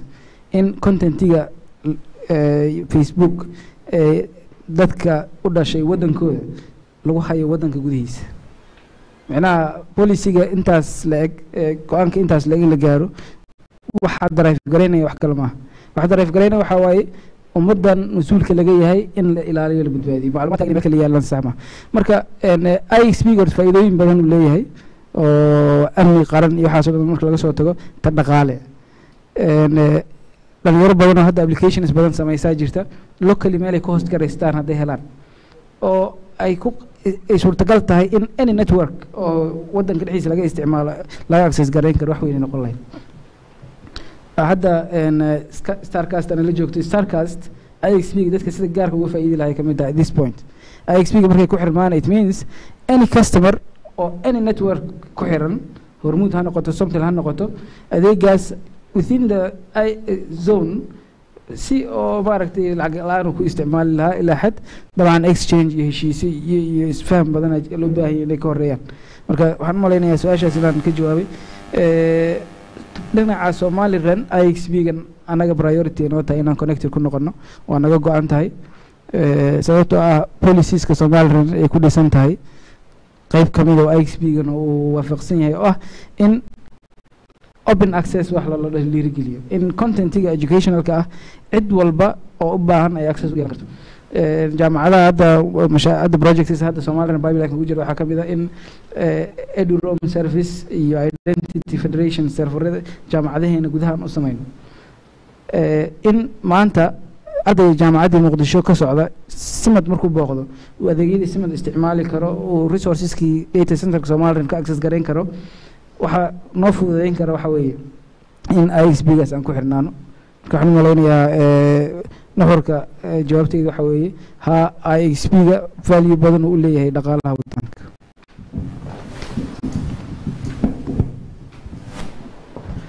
cabdullaahi ciise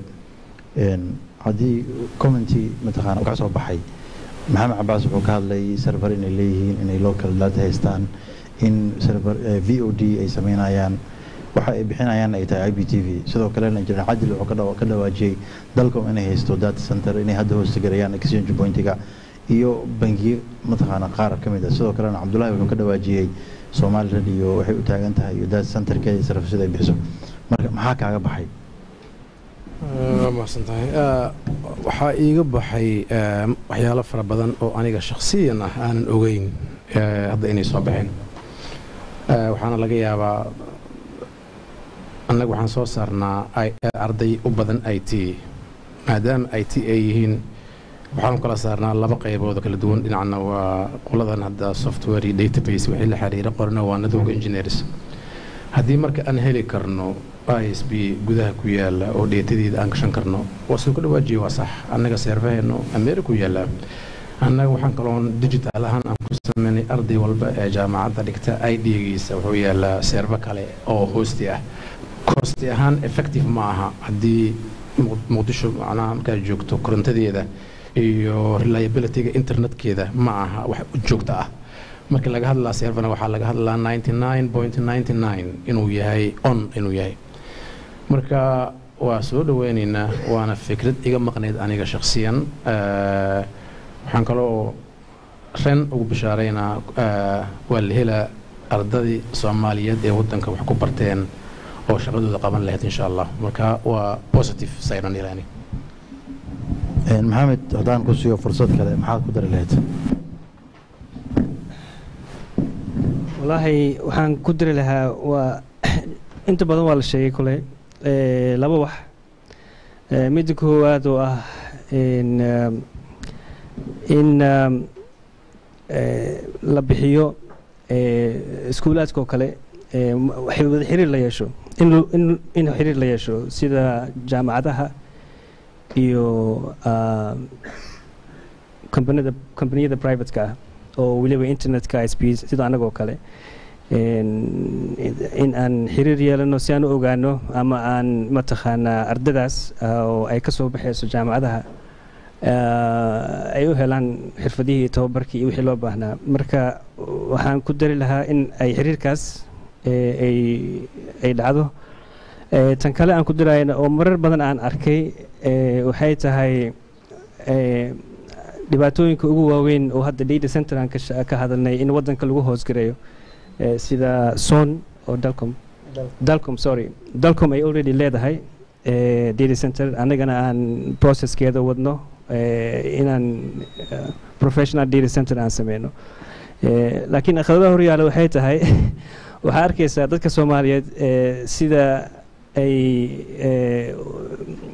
saan u kala jabanahay ayaa meel walba u kala jaban tahay run ahaantii expert Soomaaliya jira oo aad iyo aad internet technology ama aad iyo aad ugu fiican ama Europe ha joogaan ama wadanka dhexdiisa ha jooga ama USA oo u shaqeeya international companies oo mataqaanaa aqoonteeda iyo heerkooda heer sare gaarsiisan markay wadanka kusoo laabtaan ama dadkaas rabo inay kuwa voluntary ku yimaado rabo inay wadanka aqoontooda waxooda geliya ama ku haminayo inay imaadaan markii ay dhacdo as a society waxaan prefer inta badan siinaa dadka ajaanibka ah especially dadka foreignka ama western countries ka imaado waxaa halkaas ka arkaysaa even haddaan solutionkii aan keeno kalsoonida ay dadka private haday noqoto ama dowladda ama waxa ay ku qabaan dadka aqoonta u leh oo Soomaalida ah aad iyo adag tahay inay la macaamilaan ayagii taasoo keenaysa actually kalsooni la'aan anaga isku qabinaan muleenaya marka waxaan ku dari lahaa in ay dadka isku kalsoonaadaan inaysan faa'iido okay in cilmiga la kala qaato way fiican tahay qofkii cilmiga ka badiyo ama dadkan internetka teknolojiyadeeda inoogu horeeyay inaan wax badan ka faa'iideysano waa rasax laakiin at the same time waxaa jirta dad badan oo Soomaaliya howlkaana la fadhiya dibadaha jooga oo run ahaantii professional ah marka inaan maskaxdeena koowaad ama analysis aan dadkaas siino instead of dadka mataqaanaa because once a year qof ku yimaaday projectii ku sameeyay ka tagay waxaa dhama maleynayaa qof professional marka one in the network Soomaalida ay yeeshaan tuna in dadka ay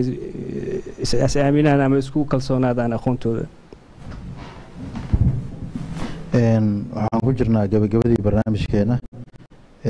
runtii waxaan maleynayaa in laba topic oo aad muhiimsan laga hadlay waxaan jeclaan lahaa dadka hadday wax su'aalaha qabaan ay weydiinayaan panel teamka Cabdullaahi Ciise Maxamed Cabaas iyo Injineer Caadil iyo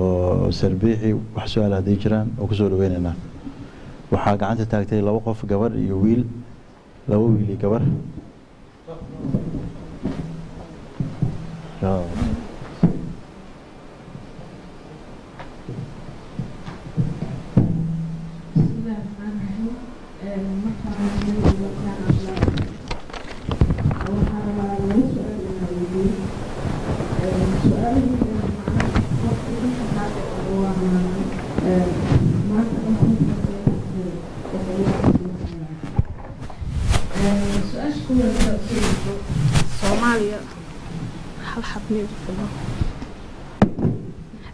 Soomaaliya markii laga hadlo horumarkeeda dhinac orab ha ahaado ha laga hadlo internet ha laga hadlo siyaasadda amniga ha laga hadlo every time oo Soomaaliya horumarkeed laga hadlo waxa ugu horeysa ee la sheegaa waa ajnabi World Bank yaa la sheegaa waxa la sheegaa European Union dadkaas priority-gooda inay Soomaaliya horumarto ma ahan marka Soomaaliya horumarkeeda maxaa loogu xiraa ajnabi waa su'aashii koowaad su'aasha labaad aan qabo technology-ga ama wadanka horumarkiisa markii la fiiriyo muxuu u hormari waayay markii la dhaho saddex waxa isbarbar dhigay ma wuxuu wadanka u hormari laayahay infrastructure ka maqan ma wuxuu u hormari laayahay anaga dhaxdeena cooperation naga maqanya macnaha ina iskaalmaysan oo isgarab qaban mise wadanku wuxuu u hormari laayahay sababtoo ajnabiga maqan ma rabaan inay wadankeena horumariyaan su'aashayga intaas uga baxaa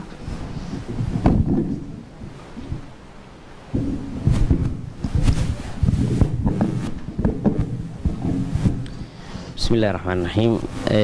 أنا سؤال شيء حكوا سابسن تاي دنك إنترنت كا سأقولنا هاي وضن كنا وحاجران شركتين بدن أو إنترنت بحيان بل سو أركيسا أضو شقة علوس هاي أو وضو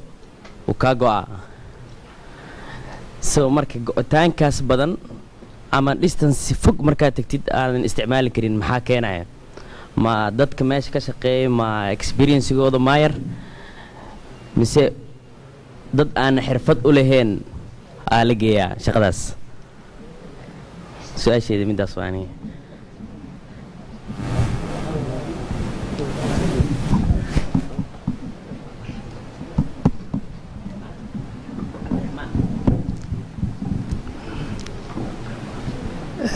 bismillaah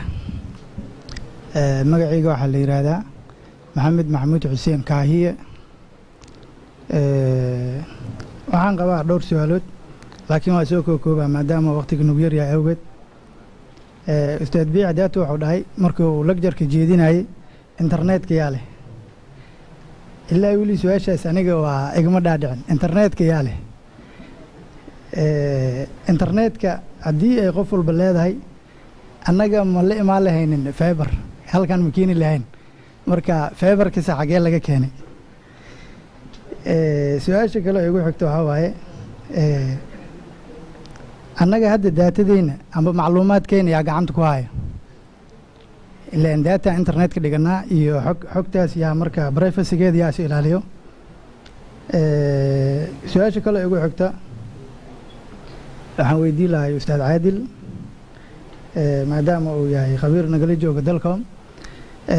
dalcom hadda waxay samaysaa data centerkaas awood ma u leedahay inay iyo privacyga inay ilaaliso macluumaadka ummadda Soomaaliyeed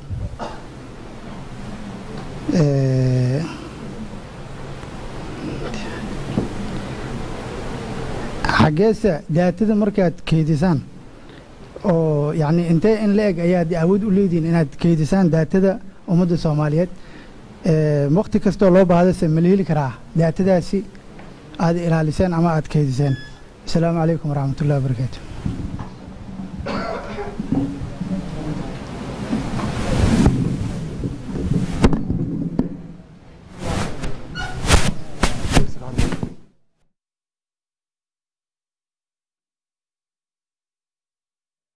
بسم الله وماسين انجينير رضو هل سؤال بان ويدين لها انجينير بيحي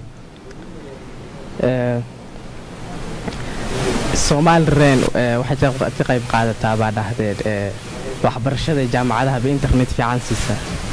war Soomaaliland say u qayb qaadan kartaa horumarinta dhaqaalaha wadanka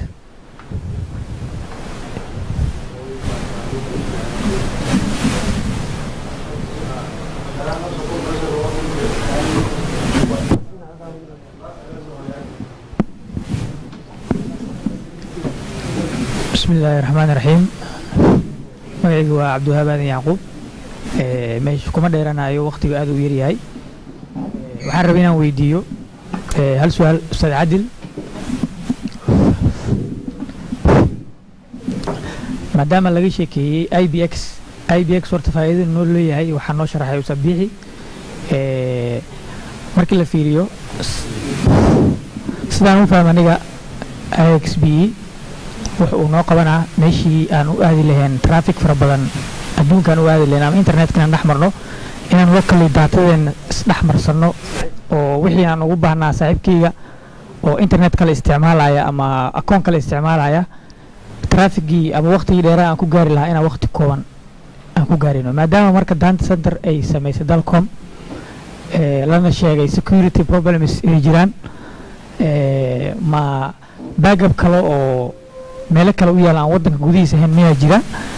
mise haddii aan ku aamino daatadeena hadda oo meelo kale noo yaala adduunka haddii explosion oo qarax ilaahay kuma keenee ma sidaasay ku tegaysaa isku halleyn intee ayna siin karaan data centerka dalcom waa mahadsantihiin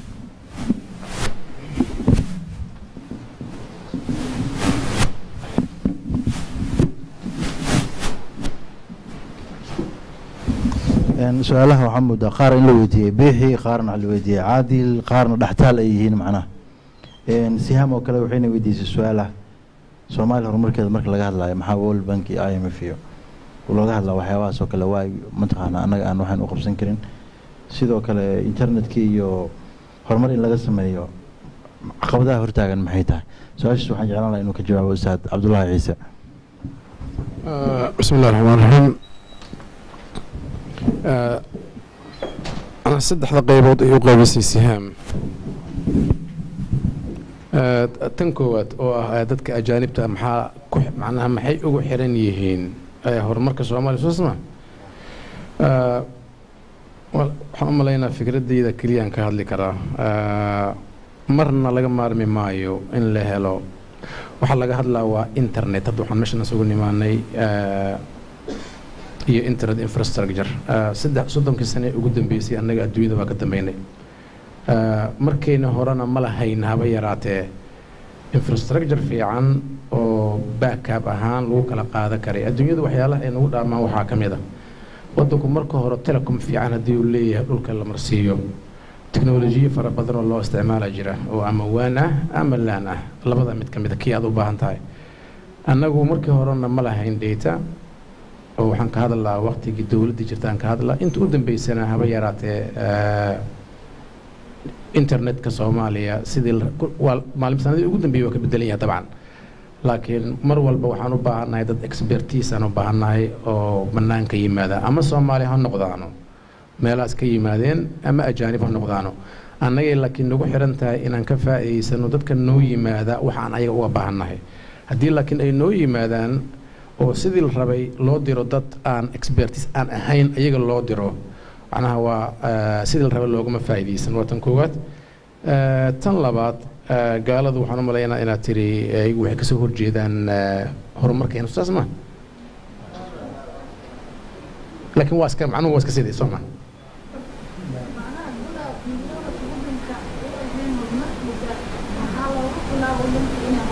runtaa waa yahay waxay ila tahay aniga laba dhinac haddaan ka fiiriyo dhinaca koowaad waddankaaga adiga iska leh qof kastoo bannaankaaga yimaada wuxuu kula joogi karo wax iska gaaban haddii laakiin adigu aada istiraahdo qofaan ajnabi ahayn wax kuuma qaban karo weliga wax ma qabsanaysid waa haysanaa dad expertise ah oo Yurub sanadihii ugu dambeysay dad badana aadeen sidii la rabo loogama wada faa'iideysanin laakiin dad expertise ah jira oo u baahan waddanka dib in loogu soo celiyo waxay qaadanayaan marka waxa ugu horeeya ee qofka lagu keeni karo waxaa ka mid ah nabadgelyada qofku waa cabsanaa dadka meelaha jooga ka cabsanaya waddanka waxay leeyihiin ma imaan karno marka qof saddexaad yaan isku xirin annagu wixii aan qabsan karno waa qabsan karnaa shirkadihiina waa joogaan dadkii aqoonta lahayna waa joogaan waxaan u maleynayaa haddii aan dhahno qof saddexaad aan naga maqan raadinayna waa adkaanay si dib loogu helo mid saddexaad ma jiro infrastructure laga hadlaa soo samayn mas waaba ka bilaabay idan ka bilaabay walba iskari soo ma way waa ma santaa hadii wax lagu daraayo Abdulrahman wuxuuna weydiiyey wuxuu dhahay internet marka la isticmaalayo wuu go'aabo very reliable ma ahan shirkadaha wuxuu ka hadlayaa ISP internet bixiyo ma waxaa dhibka uu ka jiraa dadka expertise ka shaqeeya shirkadaha ISP ga mise waa qalabka way problemkan mar walba u jira uu taagan yahay why internet reliable aan u heli karin these issues ay u taagan yihiin su-aasha waxaan rabaa inuu ka jawaabo maxamed cabaas oo Somali wirelessna dhinac ka ah Somcastna Starcastna dhinac ka ah marka waa su'aal fiican ruuxantii internetka siyaabo badan oo go'i karaa hal wax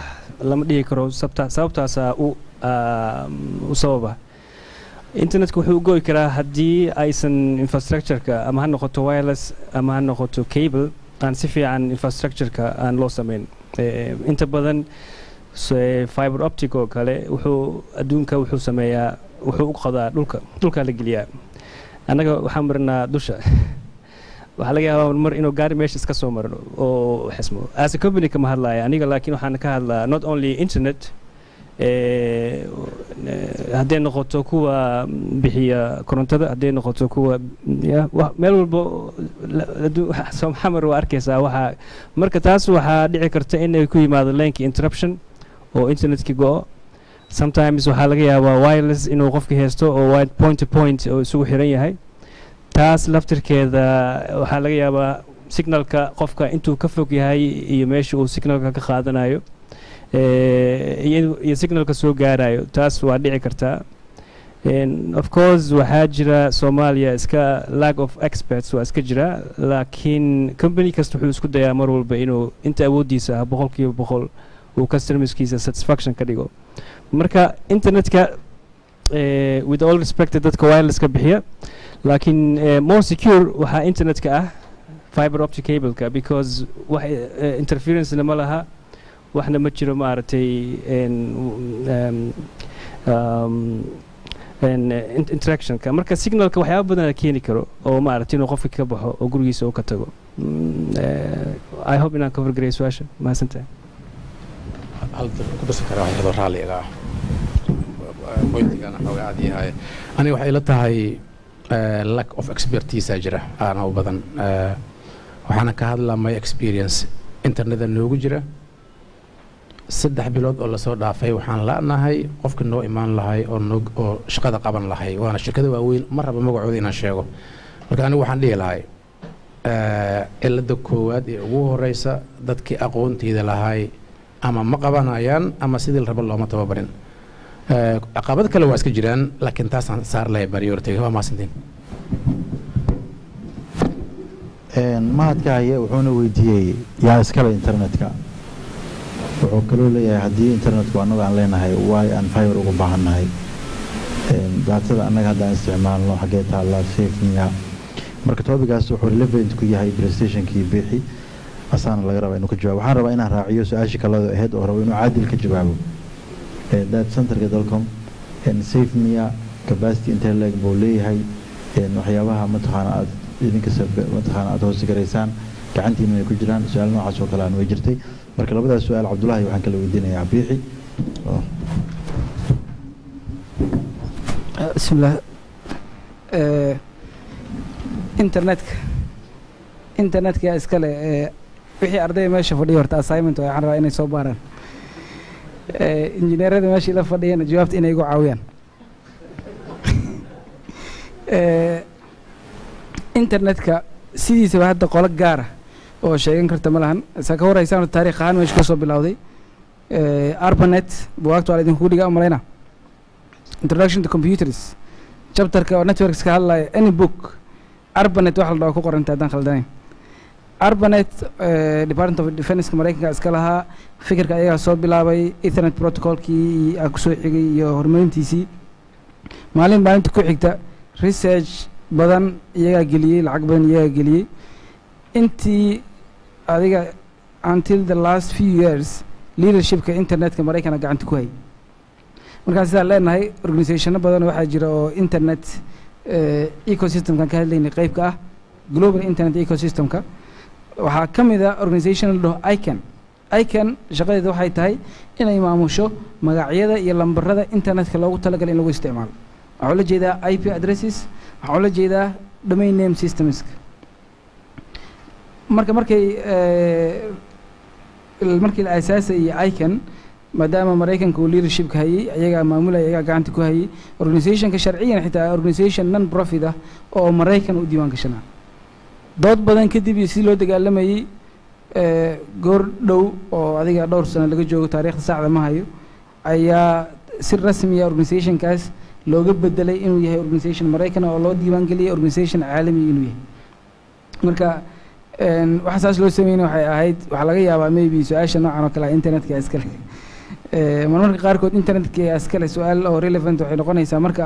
qolo intay timaado ay wax internetka lagu soo qoray intay ka cabato ay tiraahdo hal wada xiro macnaha xirtid ma xuma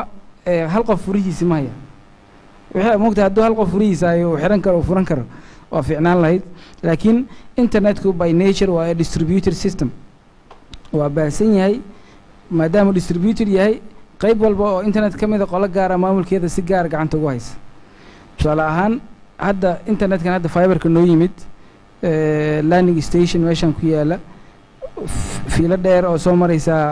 lagu soo leexiyey fiiladaas east south ay ka soo bilaabataa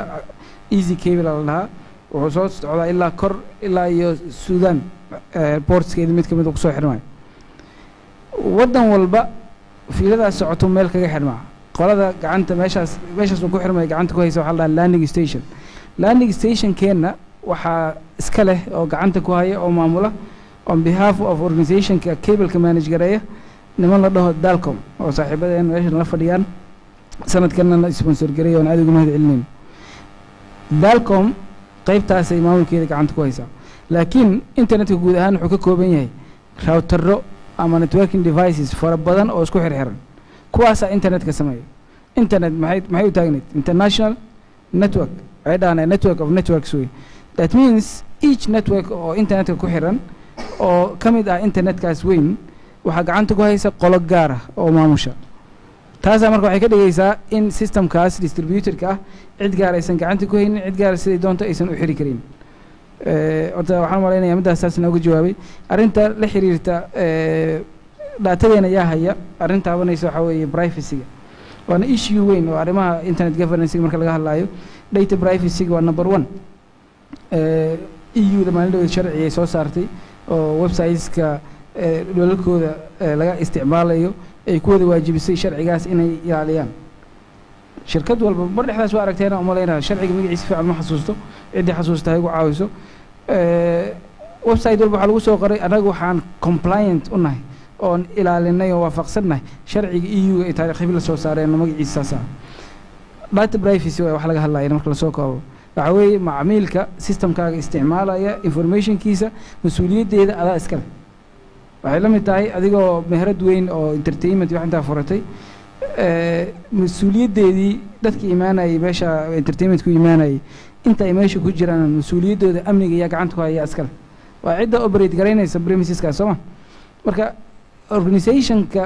markaas gacanta ku haya dhaatadaada oo aad ku host garaysa isaga laga rabaa mas-uuliyadda datadaada privacygeeda inuu ilaaliyo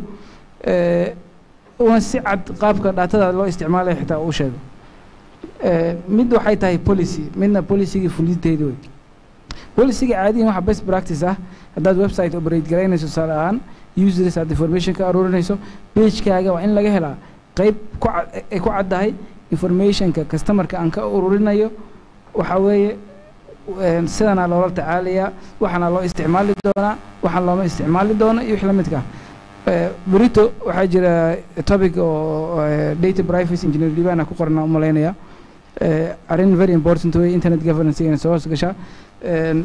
midii topicyada qaarkood laga hadlayo badankood presentations oo relevant ah oo burito loo balansan yahay jira hadii lahayd schedule-ka daa fiirsan waxaan rajeynayaa inaan ka jawaabay su-aashii internetka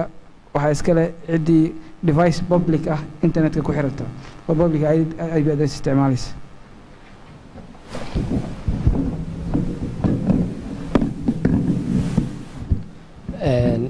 intaanan su-aashii data centerka u gelin waxaan rabaa inaan hal iyo laba raaciyo internetka yaa iska leh waxaan la soconnaa wadamo badan oo adduunka ka mid ah hadda adduunkan aan ku nool nahay oo aanan internet isticmaalin sida waddanka north korea oo kale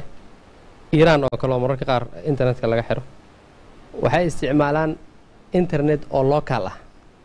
oo loo yaqaano intranet waa locally hosted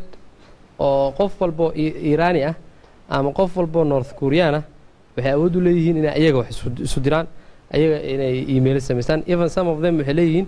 social media oo locally ah oo Facebook oo kale oo locally ah oo ayaga locally ahaan ay ku communicate gareynayaan marka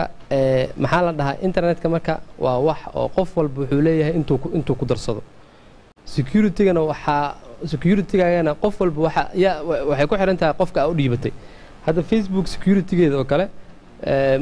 shirkadda ay speak internetka ka qaadatid ama dalka internetka Soomaaliya keenta ma weydiin kartid waxaan la soconaa Facebook inuu secure ahayn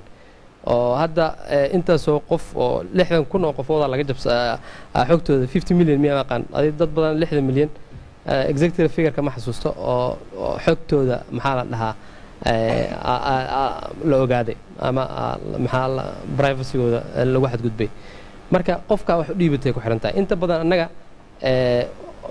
website-yadeena iyo all of our content yaraan leenahay content-yadeena dadaan u dhiibanaa oo noo host gareeya privacy-gana dadkaan u dhiibanaa kula xisaabtamayna laakiin haddii waxa Soomaaliya oo kale sida adiga aad Soomaali u tahay waxaa kaloo leedahay domain name oo Soomaali ah oo .so ah haddii domain name-ka Soomaaliya hadda Australia iyo Dubai iyo meel kale lagu host gareeya haddii kaa la keeno locally oo local lagu host gareeyo oo all websites iyo dadkii ay locally ay maxaa la dhahaa ay ku samaystaan at the same time IXB-gan oo kale la kiciyo laga shaqeeyo oo everyone oo IXB-gas ku soo xirmo faa'iidada maxaa imaanaysa faa'iidada waxaa imaanaysa in at least isku xir oo locally national isku xir national inaan lahaano arinta fiberka oo maxaa ugu baahan fiber in meel laga keeno hadda fiberka dadka qaar waxay aaminsan yihiin fiberkan dalkom yaala dadku waxay ku leeyihiin Kenya laga soo jiiday iyo qaar waxay ku leeyihiin Djibouti laga soo jiiday fiberka Djibouti ladii laga soo jiiday Djibouti intee ka soo jiidatay micnaha Djibouti ida ma dhalin Soomaa fiberka ama Kenya ida ma dhalin micnaha Djibouti Kenya waxna ma dheera micnaha waxay pointigaas waxay leeyihiin waxna dheer yihiin waxna ma dheera waa cable oo dad shirkado isku darsaday qarashka wada baxsaday oo badda dhigtay waa cable kale oo adduunka kale ku xiran oo xiriir lala sameeyay oo qarashaadka wax lala bixiyay oo maxaa la dhahaa wax laga gatay ama qaab xiriir lala sameeyay waa qaab noocaas oo kale marka dalkom oo kale cidna kama soo qaadanin fiberka fiber oo project aha oo easy la dhahay East African Submarine Cable oo badda la dhigay ay qayb ka ahayd ilaa 10 wadana qayb ka ahaa Soomaaliyana maxaa la dadka qaar waxay leeyihiin oo xildhibaanaha darajo xildhibaan gaarsiisan waxay ku leeyihiin fiberka waa inay dawladda lahaataa way maxaa la dhahaa it's like saying mobile waa inuu wasiir lahaadaa mobile iyo fiber iyo internet waa business open qof walba business-ka samaysan kara iska leh maxaa la dhahaa waa business oo open ah dawladda waxay leedahay in license-ga iyo qofkay siinayso awood mu leeyahay wixii shuruudaha iyo policies iyo license bixin iyo ogolaanshiyo bixin waxaas dawladda iska leh su'aashaas ayaan ku dheeraanin su'aashii kale ahayd IXB data center-ka dalkom iyo security-geeda iyo wax ku saabsan su'aal aad u muhiimsan waa security-ga data center-keena waxaa mas'uul ka ah qofka wax soo dhigta maxaa annaga dalkom data center-keeda iyo any data center security-geeda qofka oo meesha soo dhigta iskale maxaa yeelay waxaa soo dhiganaysaa qalab ardada hadda soo baranaya networking-ka soo bartay waxay og yihiin qalabkooda meel walba la joogo in qofku soo access gareyn karo marka dalkom qalabkaaga iyo credentialkeeda ma geli karto ma access gareyn karto waxay ka samayn kartaa malaha adiga qalabkaaga it's like having your equipment in your own office micnaha meel walbaana ka soo access gareyn kartaa marka qalabkaaga dalku mas'uul maxay ka tahay raagaasay ku siisay korontada in 24 hours ay hesho internet connectivity sax inaa hesho in maxaa la dhahaa power backup bada inaa hesho oo micnaha iyo meesha meel xiran ay tahay to the point data center-ka raaga dad qaadato raaga furaheeda inta qaadataa la bixi kartaa wada aadi kara micnaha that rag belongs to you adaa iska leh su'aal kale muhiim oo nala weydiiyay waxay ahayd wadanka secure maaha meesha ugu secure sanadana secure ma sii aha oo Soomaaliya la jooga adduunkan meel secure ma laha si guud haddii in case of wax ka dhacaan dalkom register ka dhacaan backup ma leedihiin dalkom waxay samaystay backup kale oo Kenya ku yaala in case maxaa la dhahaa haddii qofkan uu rabo daatadiisa more secure in laga dhigo in maxaa la dhahaa qayb ka mid ah daatadiisa waxaa loo dhigayaa marka hore daatadiisa originalka saa haysta meel kalena wuxuu ku haystaa dalkom haddii uu outside of Muqdisho raba Soomaaliya rabana kenya waxaan uga haynaa qayb kale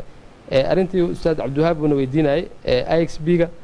to be honest IXB-ga faa'iido ugu weyn waxay ugu jirtaa shacabka iyo shirkadaha ISB-da shirkadaha ISB-da lacagaha badan ee international ay ku bixinayaan ka yaraanaya dadkina waxaa ka yaraanaya maxaa la dhahaa golgo laga sheekeynayo oo internet xumada iyo wax laga sheekeynayo waa ka yaraanaya wadankiina contentigeedana waa ku develop gareynaya horumar badanna waa laga gaaraya marka su-aalaha waa badnaayeen marka intaasaan kusoo koobaya aad umahadsantiin dhammaantiin aad umahadsantiin waxaan dareemayaa in gabagabadii aan soo gaarnay waxaan rabaa comment yar inaan ku daro ustaad caadil hadal u dhahay wuxuu dhahay wadamo waxaa jiro samaystay mataqaana services u gooni ah hadda markaa su-aal isweydiiso adiga facebook a isticmaasha 95 ama 90% dadka facebook saaxiibada ku tihiin waa Soomaali haddii wax facebook u dhigmo kale Soomaali laga sameeyo locally loo host gareeyo they all your friends waa Soomaali wada isticmaalayso waxa laga yaabaa 4 qof oo dibadda aad soo laabatay 2-3% saaxiibadood inay ajnabi noqdaan laakiin haddana mainly Soomaalida oo dhan Soomaaliya joogtaa saaxiibada ugu badan waxay leeyihiin waa Soomaali YouTube markaa gasho waxaad dhageysataa entertainmentii Soomaali heesa ah maxaadarooyin mataqaana news waxaasoo dhan haddana waa data Soomaaliya leedahay haddana markaa YouTube ka gasho anada 80% datada aad daawato Soomaaliya iska leh haddana marka haddii wax YouTube oo kale wadanka laga sameeyo wax Facebook oo kale wadanka laga sameeyo email iyo dadasoo la keeno we have our own internet Soomaa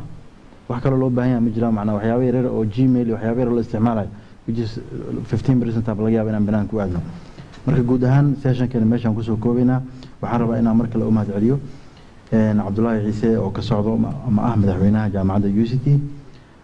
maxamed Cabbaas oo runtii maanta waqti badan la qaatay oo ka socdo Starcast iyo Somali Wireless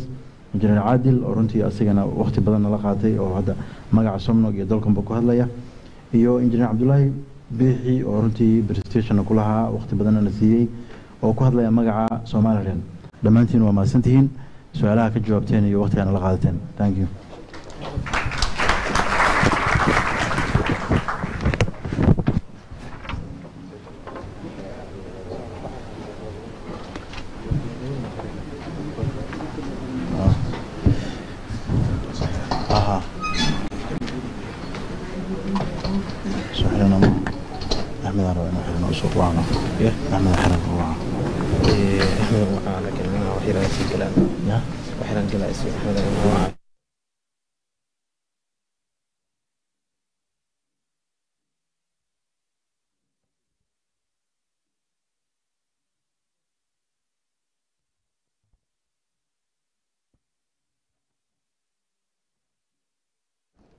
injineer Cabbaas aad iyo aad u mahadsan tahay gruubka kale ee ka qayb galaya panelistigan ayagana aad u mahadsan yihiin waxaan joognaa guntii gabagabadii maalintii koowaad aad ayaa loo daalay kafee loo baahan yahay umaleynaa markaan waa kafeegana diyaar waaye waxaan rabaa inaan soo gabagabayno maalintii koowaad intaan soo gabagabayn waxaan rabaa inaan mahad celiyo dhammaan shirkadihii noo suurtageliyey inuu samnon qabsoonto dalcom Son, Starcast, Somcast, Somalren, Kenneth, City University, Ayub Designs, Tusmo iyo Sanjet iyo kaabayaasha wasaaradda iyo hay-adda isgaarsiinta qaranka waa mahadsan yihiin berito waxaa jiri doona session kaleeto asagana oo full day ah sida warqadaha in hor yaalla ay ka muuqata runtii waa maantay wuxuu u badnaa furitaan iyo wax badan waqti ku qaadanay bari waa cilmigii loo dhici doonaa hoos marka haddii ilaahay yiraahdo saacadaha meesha ku qoran yihiin waxaa jiri doona ilaa 3 session oo la isdhaafsan doono papers iyo discussions iyo panelist jiro kan koowaad wuxuu ka hadli doonaa new technologies waxyaalo badan oo kala duwan ayaa ku jira sida kaga muuqata warqadda sessionka labaadna internet governance ayaa laga hadli doonaa kalabaadna digital skillska iyo impactiga ay ku leeyihiin economic growth ayaa looga hadli doonaa marka waa sessions ayadan aad iyo aad muhiim u ah waxaa kaloo soo gabagabayn doona barigalab hadduu ilaah yiraahdo noo soo xiri doono shirka wasiirka wasaaradda isgaarsiinta boorsada iyo teknolojiyadda marka inaad soo maaragtay bari subaxdii hore ilaa 2 saac ilaa 3 saac waxaa dhici doona registrationka iyo soo xaadiridaanka 9 waa bilaabi doona aad iyo aad waqtigu bari muhiim u yahay sababtoo ah maanta dad haddii aan ka bootin xataa hadalkii berri hadalkama bootin karno waxaa waaye waxa dhan waa wax cilmi ku salaysan stations mid walba 15 daqiiqo uu leeyahay wey marka waqtiga aad iyo aad loo ilaaliyo dhammaan laga soo qayb galo oo fursadana laga faa'iideysto waxaan rabaa inuu noo soo gabagabeeyo Jermanka Somnog waan bixi doonaa salaada iyo photo group iyo kafeegiiba hoos yeelan marka photo group aan meesha waxa yaala tabeelo weyn hoos yaala marka tabeelaas hortooda photo group ku guli doona ka bacdina kafeega meeshii hore refreshmentiga maanta ku qaadanay meeshaas kafeegu diyaar ku yahay aad iyo aad u mahadsantihiin dhammaantiin kasoo qaybgalayaasha ka kala socda shirkadaha kala duwan iyo jaamacadaha aad iyo aad u mahadsantihiin injineer waxaan rabaa inaan waco Axmed Daahir Siyaad inuu noo soo gabagabeeyo maanta